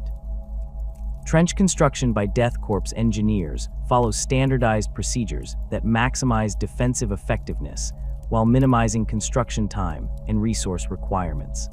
The trenches feature reinforced walls and overhead protection that withstand direct artillery hits, while communication trenches connect different defensive positions without exposing personnel to enemy observation or fire. The trench systems incorporate specialized positions for heavy weapons, command posts, and medical facilities that support sustained defensive operations. Death Korps' attritional combat strategies recognize that siege warfare often becomes a contest of endurance rather than tactical brilliance, requiring commanders to manage resources and personnel effectively throughout extended campaigns. These strategies emphasize maintaining constant pressure on enemy positions while preserving sufficient reserves to exploit breakthrough opportunities or respond to enemy counterattacks. The approach accepts heavy casualties as inevitable while ensuring that such losses contribute to achieving strategic objectives.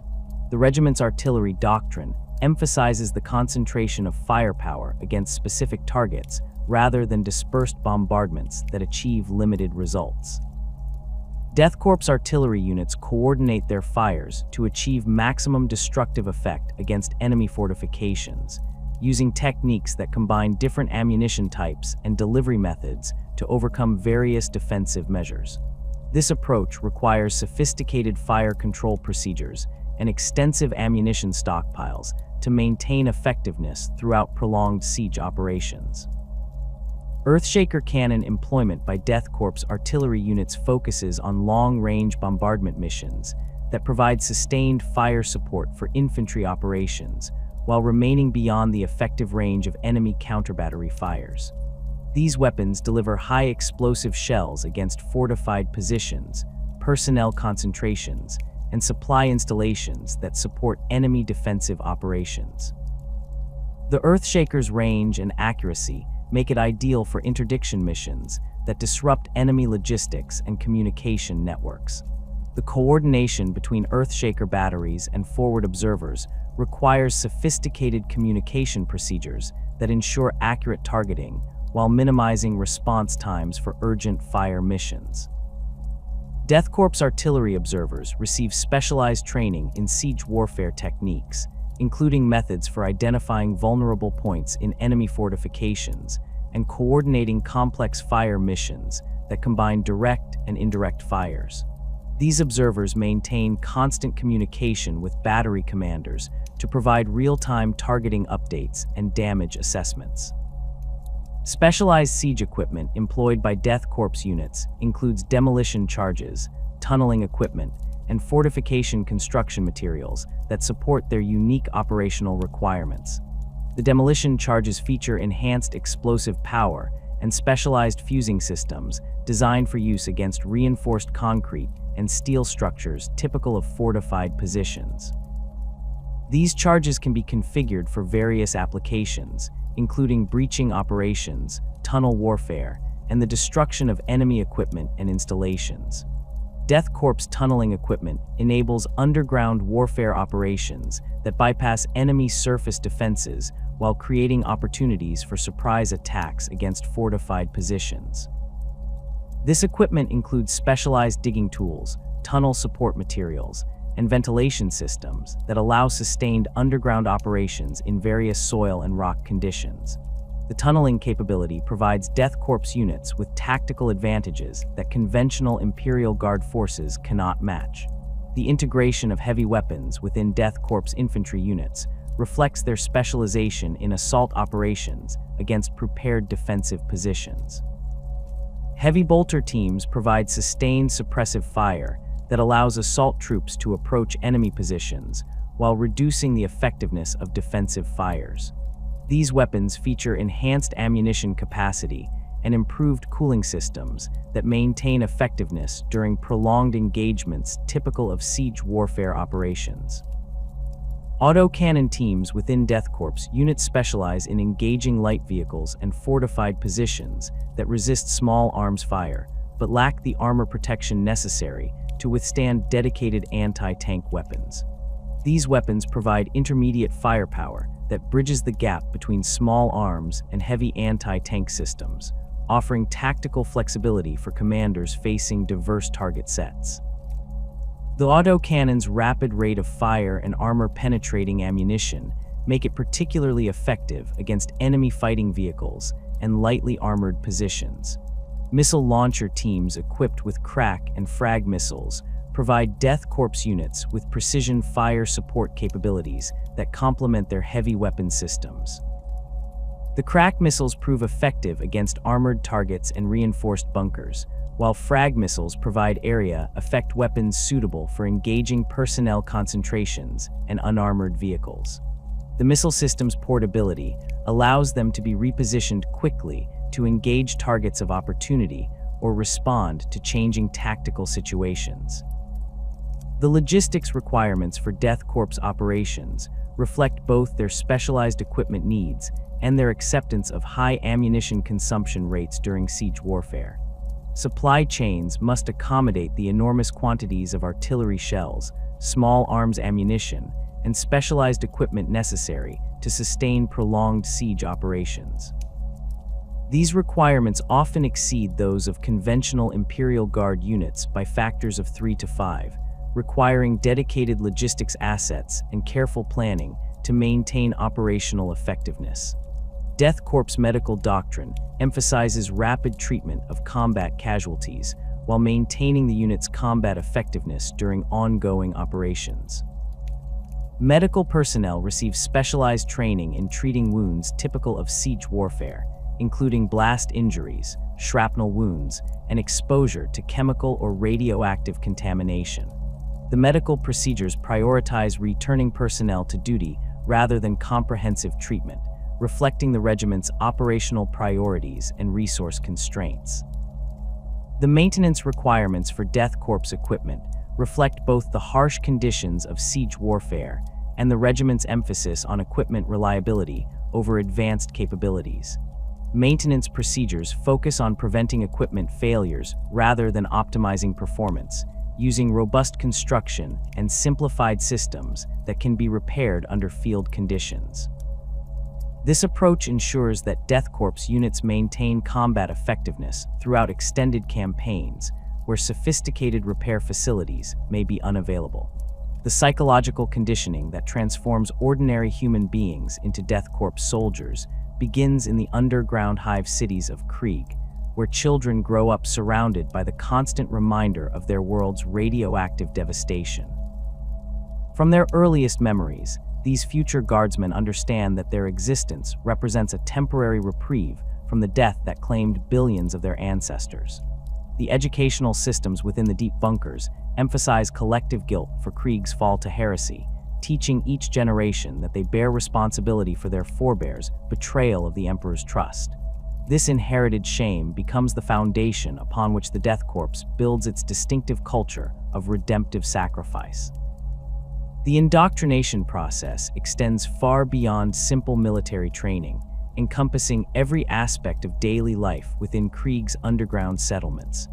Children learn to recite litanies of penitence before they master basic literacy, while their play activities revolve around mock battles where martyrdom for the Emperor represents the highest achievement. The constant presence of death imagery throughout their environment reinforces the message that individual survival holds no value compared to service to the Imperium. Skull motifs appear on everything from eating utensils to sleeping quarters, serving as perpetual reminders that death awaits all servants of the Emperor, and that accepting this fate represents the path to redemption.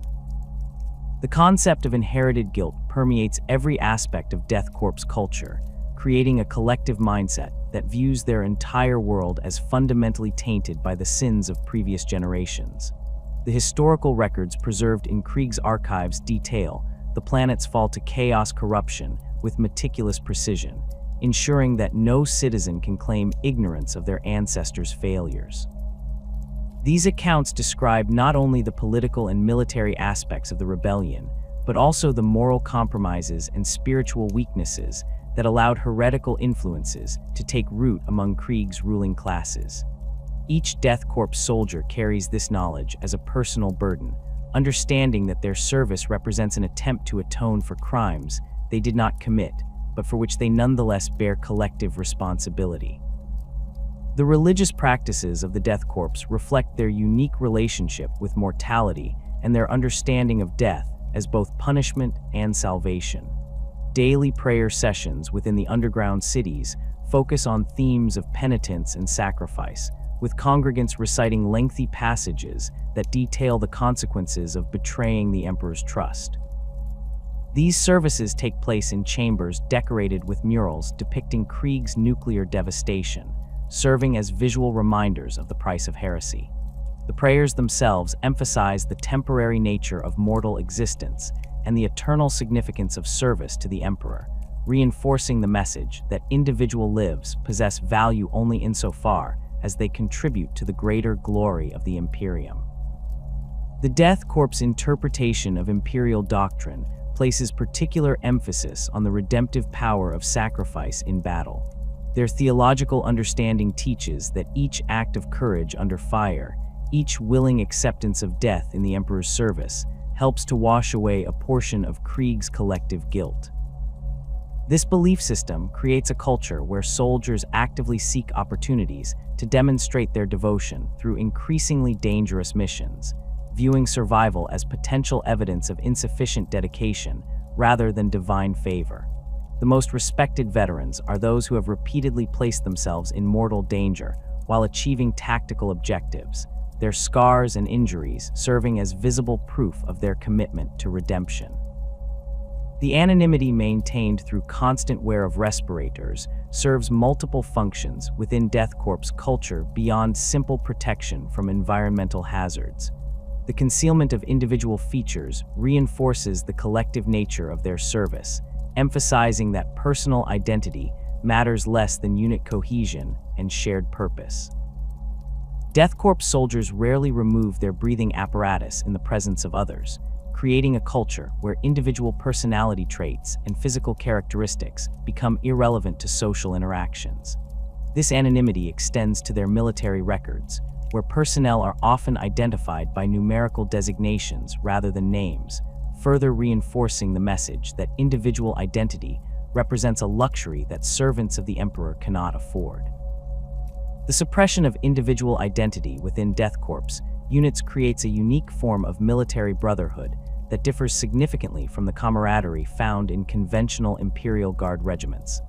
Soldiers form bonds based on shared experiences and mutual dependence rather than personal relationships, creating unit cohesion that survives the loss of individual members without significant disruption to morale or effectiveness. The constant presence of death in their ranks means that Death Korps soldiers must be prepared to continue their duties regardless of which specific individuals remain alive to carry them out. This psychological preparation begins during their earliest training and continues throughout their service careers. The Death Korps' approach to military hierarchy reflects their cultural emphasis on collective responsibility and shared guilt. Officers and enlisted personnel alike understand that their ranks represent functional distinctions rather than indicators of personal worth or social status. Command authority derives from tactical competence and experience rather than birthright or political connections, with promotion decisions based entirely on demonstrated ability to achieve military objectives while effectively managing personnel under combat conditions. This merit-based system ensures that Death Korps units maintain high standards of tactical proficiency while preserving the egalitarian ethos that defines their cultural identity. The training regimens employed in Death Korps facilities emphasize endurance and pain tolerance over individual skill development, reflecting their operational doctrine that values persistence over brilliance. Recruits undergo conditioning exercises designed to build resistance to physical discomfort and psychological stress, preparing them for the prolonged hardships associated with siege warfare operations. These training programs include exposure to simulated combat conditions that replicate the environmental hazards and tactical challenges they will face during actual deployments. The graduation ceremonies for completed training cycles focus on collective achievement rather than individual accomplishment, with successful recruits inducted into the Death Korps through rituals that emphasize their transformation from individuals into components of a greater military organism. The Death Korps' understanding of honor differs fundamentally from concepts prevalent in other Imperial Guard regiments, focusing on collective achievement rather than personal glory. Individual acts of heroism receive recognition only when they contribute to unit success, while personal survival in situations where comrades have died may be viewed with suspicion rather than relief. This cultural framework creates an environment where soldiers compete to demonstrate their willingness to sacrifice for their comrades and their mission, leading to tactical approaches that prioritize objective completion over casualty minimization. The most honored Death Korps veterans are those who have repeatedly led successful operations despite suffering heavy losses, their ability to achieve results regardless of cost marking them as exemplars of proper devotion to duty. The social customs within Death Korps communities emphasize collective responsibility and shared hardship over individual comfort or personal relationships. Living quarters in the underground cities are Spartan and functional, with minimal personal possessions and standardized furnishings that reinforce the temporary nature of individual existence. Meals are communal affairs, where conversation focuses on military topics and religious instruction rather than personal interests or individual concerns. Recreation activities center around physical conditioning and weapons training, with little time or resources devoted to entertainment that does not directly support military preparedness. The Death Korps' approach to family relationships reflects their cultural emphasis on collective identity and service to the Emperor above personal bonds.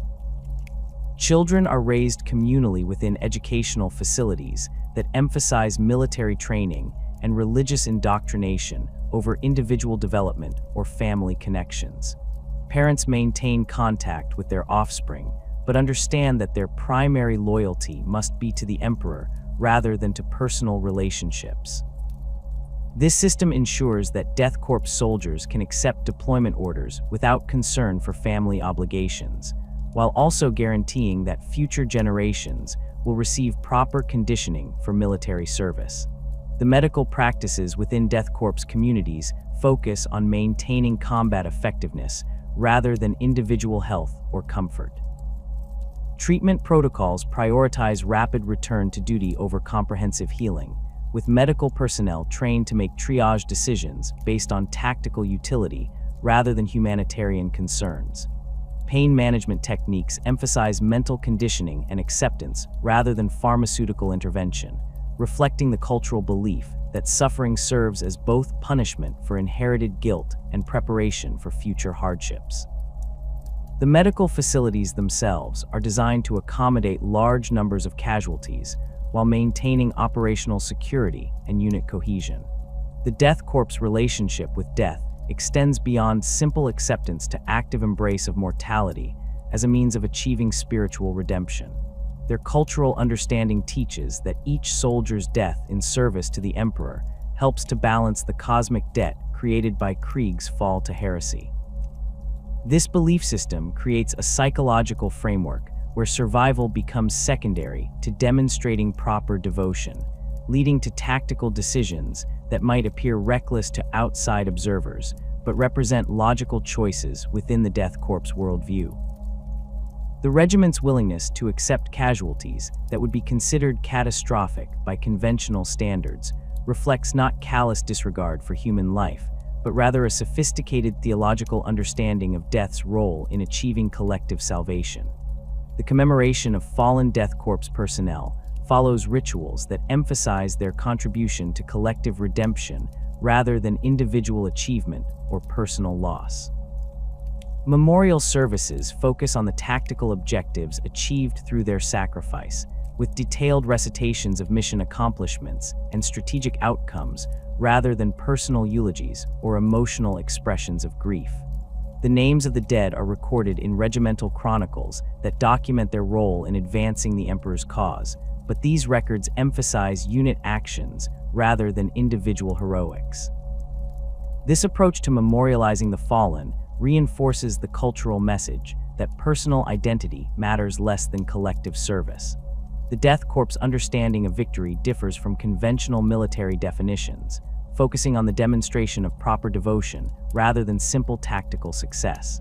Operations that achieve their objectives while suffering minimal casualties may be viewed as less significant than missions that require enormous sacrifices to accomplish similar goals.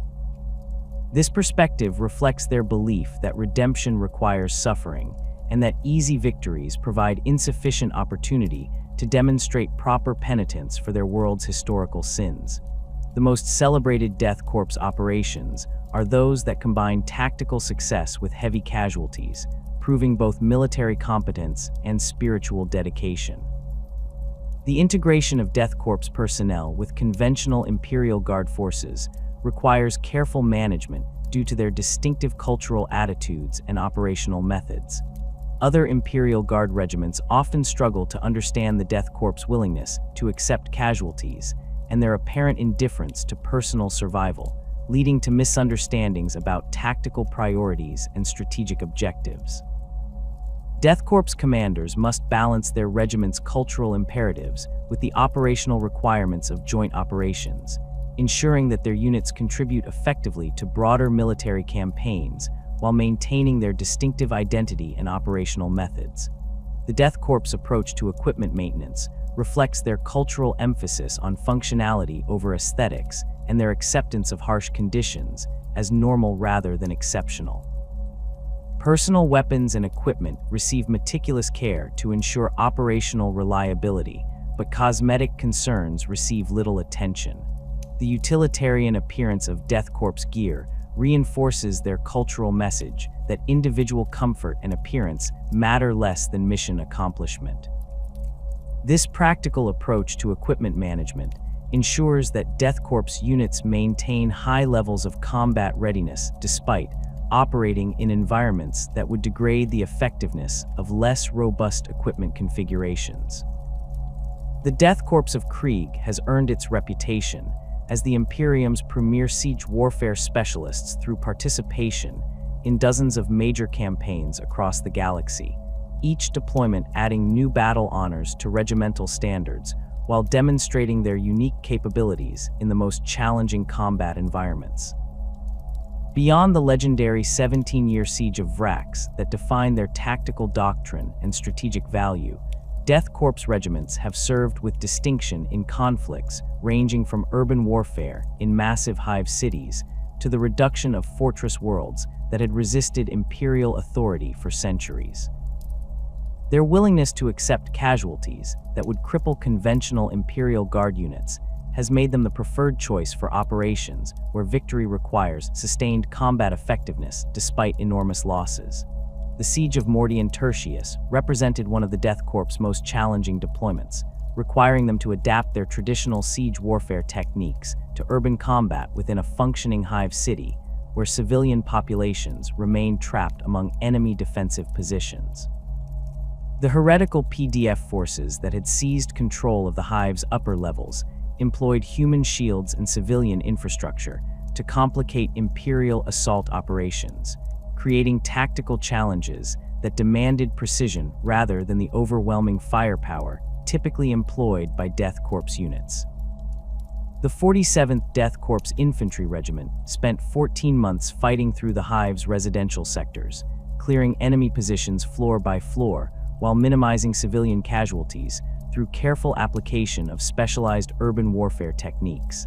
The Death Korps' approach to urban combat demonstrated their tactical flexibility and professional competence beyond their reputation for accepting heavy casualties.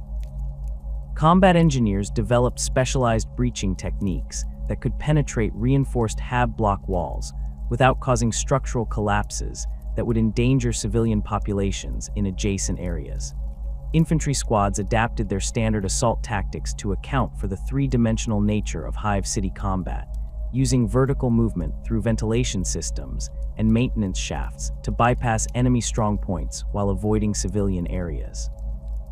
The regiment's success in Mortian Tertius proved that their capabilities extended far beyond simple siege warfare, establishing their value for complex urban operations that required both tactical sophistication and operational endurance.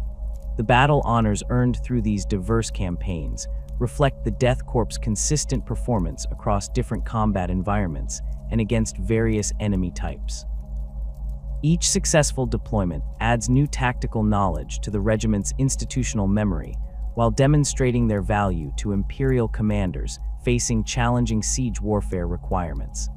The Death Korps' reputation for mission accomplishment regardless of cost has made them the preferred choice for operations where conventional Imperial Guard units might fail due to casualty constraints or tactical limitations. The recruitment and training infrastructure on Krieg operates as a perpetual machine of military production, drawing from the planet's irradiated population to maintain the steady flow of new regiments demanded by the Imperium's endless conflicts. The underground hive cities that shelter Krieg's surviving population serve dual functions as both civilian settlements and military training facilities, where every citizen understands that their ultimate purpose involves service in the Death Korps. The radioactive environment that continues to contaminate the planet's surface ensures that only the hardiest individuals survive to adulthood, creating a natural selection process that produces recruits already adapted to the harsh conditions they will face during military service. The training facilities carved into Krieg's bedrock accommodate hundreds of thousands of recruits simultaneously, their vast chambers echoing with the sounds of drill sergeants shouting orders and the rhythmic marching of formation exercises. These underground complexes feature shooting ranges that extend for kilometers through natural caverns, allowing recruits to practice marksmanship at distances that replicate battlefield conditions.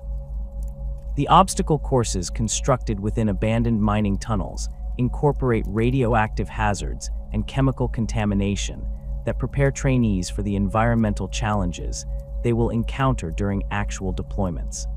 Medical facilities throughout the training complexes treat injuries that would be considered serious in civilian populations, but represent routine training accidents within Death Korps standards.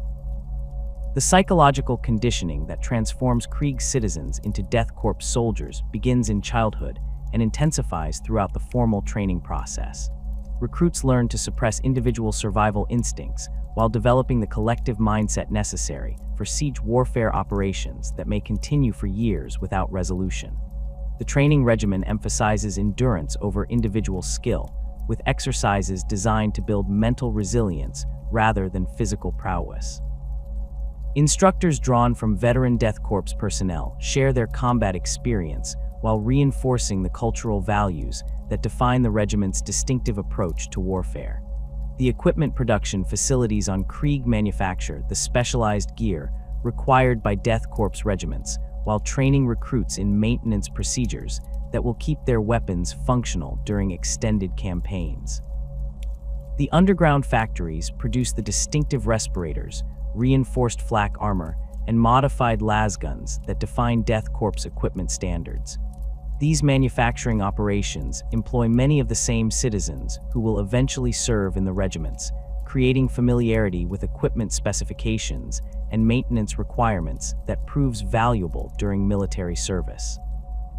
The quality control standards enforced in these facilities reflect the understanding that equipment failures during combat operations result in mission failure and unnecessary casualties. The graduation ceremonies that mark the completion of Death Korps training emphasize collective achievement rather than individual accomplishment, with successful recruits receiving their regimental assignments through rituals that reinforce their transformation from civilians into soldiers. These ceremonies take place in vast chambers decorated with murals depicting Krieg's nuclear devastation and the subsequent redemption achieved through military service. The newly trained soldiers receive their respirators and equipment in formal presentations that emphasize the sacred nature of their duty to the Emperor. Veterans from active regiments attend these ceremonies to welcome new soldiers while sharing wisdom gained through combat experience. The reputation of the Death Korps throughout the Imperial Guard reflects both admiration for their tactical effectiveness and concern about their operational methods. Conventional Imperial Guard commanders appreciate the Death Korps' reliability in achieving assigned objectives regardless of cost, while questioning their apparent disregard for casualty minimization and resource conservation. The regiment's willingness to accept losses that would cripple other units makes them valuable for operations where conventional forces might fail, but their methods create challenges for joint operations that require coordination between different tactical approaches. The Adeptus Munitorum classifies Death Korps regiments as specialist siege warfare units, recognizing their unique capabilities while acknowledging the limitations that their operational methods impose on deployment options. Supply officers appreciate the regiment's minimal logistical requirements compared to mechanized units, while medical personnel prepare for casualty rates that exceed normal expectations for Imperial Guard operations. The administrative burden of managing Death Korps deployments includes specialized procedures for replacement personnel and equipment that account for their higher consumption rates during extended campaigns. Space Marine chapters that have operated alongside Death Korps regiments generally express professional respect for their tactical competence and dedication to mission accomplishment. The Ultramarines have commended Death Korps units for their adherence to proper military procedure and their understanding of siege warfare principles that complement Space Marine assault tactics. The Imperial Fists particularly value Death Korps' expertise in defensive operations, recognizing their ability to hold fortified positions against overwhelming enemy forces through sheer determination and tactical skill. However, some chapters express concern about the Death Korps' apparent eagerness for martyrdom, viewing their attitude toward death as potentially wasteful of valuable military resources. The Adeptus Mechanicus maintains positive relationships with Death Korps regiments due to their careful maintenance of equipment and their respect for machine spirits. Tech priests appreciate the regiment's practical approach to technology that emphasizes reliability over advanced capabilities, while their experience with radioactive environments makes them valuable partners for operations on Forge worlds threatened by contamination. The Death Korps' willingness to operate in hazardous conditions allows Mechanicus forces to focus on protecting critical manufacturing facilities while the Guard units handle frontline combat operations. Current Death Korps deployments span multiple sectors throughout the galaxy, with regiments engaged in siege operations, defensive campaigns, and urban warfare missions that utilize their specialized capabilities. The 45th Death Korps Infantry Regiment currently participates in the Siege of Hive Primus on the industrial world of Mordian Quintus, where heretical PDF forces have established defensive positions within the Hive's manufacturing sectors. The regiment's expertise in urban warfare has proven essential for clearing enemy positions while preserving the industrial infrastructure necessary for continued Imperial production operations. The 127th Death Korps Infantry Regiment serves alongside Cadian shock troops in the ongoing defense of the fortress world Kasser Pardox, where Chaos Space Marine raiders continue to probe Imperial defensive lines through infiltration tactics and surprise assaults. The Death Korps units occupy the most dangerous sectors of the defensive perimeter, their willingness to fight to the death providing security for critical installations, while allowing Cadian forces to maintain mobile reserves for counterattack operations. The collaboration between these regiments demonstrates the value of combining Death Korps persistence with conventional Imperial Guard flexibility. The 203rd Death Korps Armored Regiment currently supports operations on the Forge World Metallica, where their Liman Rus battle tanks provide fire support for Skitarii formations defending against Orc incursions. The regiment's armored vehicles have been modified with enhanced filtration systems that allow operation in the Forge World's contaminated atmosphere, while their crew's experience with environmental hazards makes them ideal for supporting Mechanicus forces in industrial combat zones. The successful integration of Death Korps armor with Adeptus Mechanicus infantry demonstrates their adaptability beyond traditional siege warfare roles. The war against Chaos forces represents the Death Korps' most significant ongoing commitment, with multiple regiments deployed to combat zones where heretical forces threaten Imperial territory. The 78th Death Korps Infantry Regiment participates in the cleansing operations on the former Hive world Tertius, where chaos corruption has transformed the planet's population into mutant hordes that must be eliminated through systematic extermination campaigns. The regiment's experience with contaminated environments and their psychological conditioning against horror make them particularly effective against enemies that would break the morale of conventional Imperial Guard units. The ongoing conflict against Orc wags throughout the galaxy provides numerous deployment opportunities for Death Korps regiments whose siege warfare expertise proves valuable against Orc fortress positions and defensive installations. The 156th Death Korps Infantry Regiment currently operates on the industrial world Armageddon Tertius, where their artillery units provide fire support for Steel Legion armored formations while conducting independent operations against Orc strongholds. The Death Korps' willingness to engage in prolonged attritional warfare suits them perfectly for operations against Orc forces that possess superior numbers but lack tactical sophistication.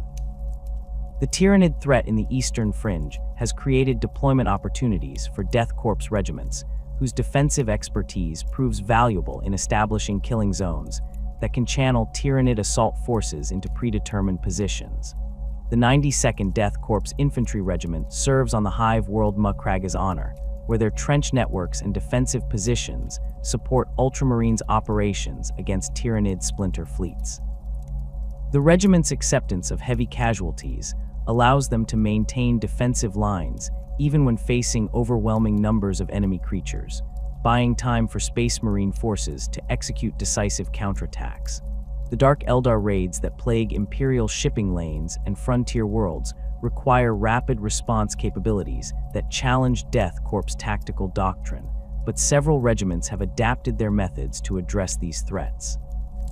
The 67th Death Korps Infantry Regiment operates from the Fortress World Vigilance Gate, where their defensive positions protect critical supply depots against Dark Eldar slave raids. The regiment's experience with underground warfare has proven valuable in defending against enemies who utilize webway portals and surprise assault tactics that bypass conventional defensive measures.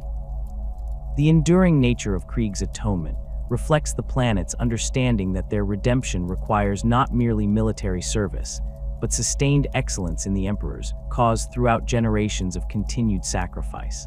The cultural framework that defines Death Korps' identity emphasizes that each successful campaign represents only a small step toward balancing the cosmic debt created by their world's fall to heresy. This perspective ensures that Death Korps regiments maintain their distinctive character and operational methods regardless of their tactical successes or strategic achievements. The perpetual cycle of sacrifice that defines Death Korps' existence extends beyond individual military service to encompass the entire planet's purpose within the Imperium. Krieg's continued existence serves as both punishment for past sins and opportunity for redemption through military excellence, creating a cultural dynamic that ensures the planet will continue producing Death Korps regiments for millennia to come.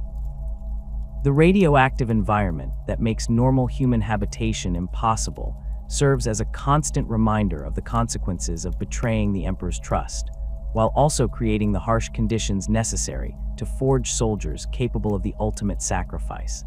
The institutional memory preserved within Death Korps training facilities ensures that tactical knowledge gained through combat experience continues to benefit future generations of soldiers. Veteran instructors share lessons learned during major campaigns while adapting training procedures to address new threats and tactical challenges encountered across the galaxy. The regimental archives maintained on Krieg document every significant engagement fought by Death Korps units, creating a comprehensive database of siege warfare techniques and tactical innovations that enhances their effectiveness in future operations.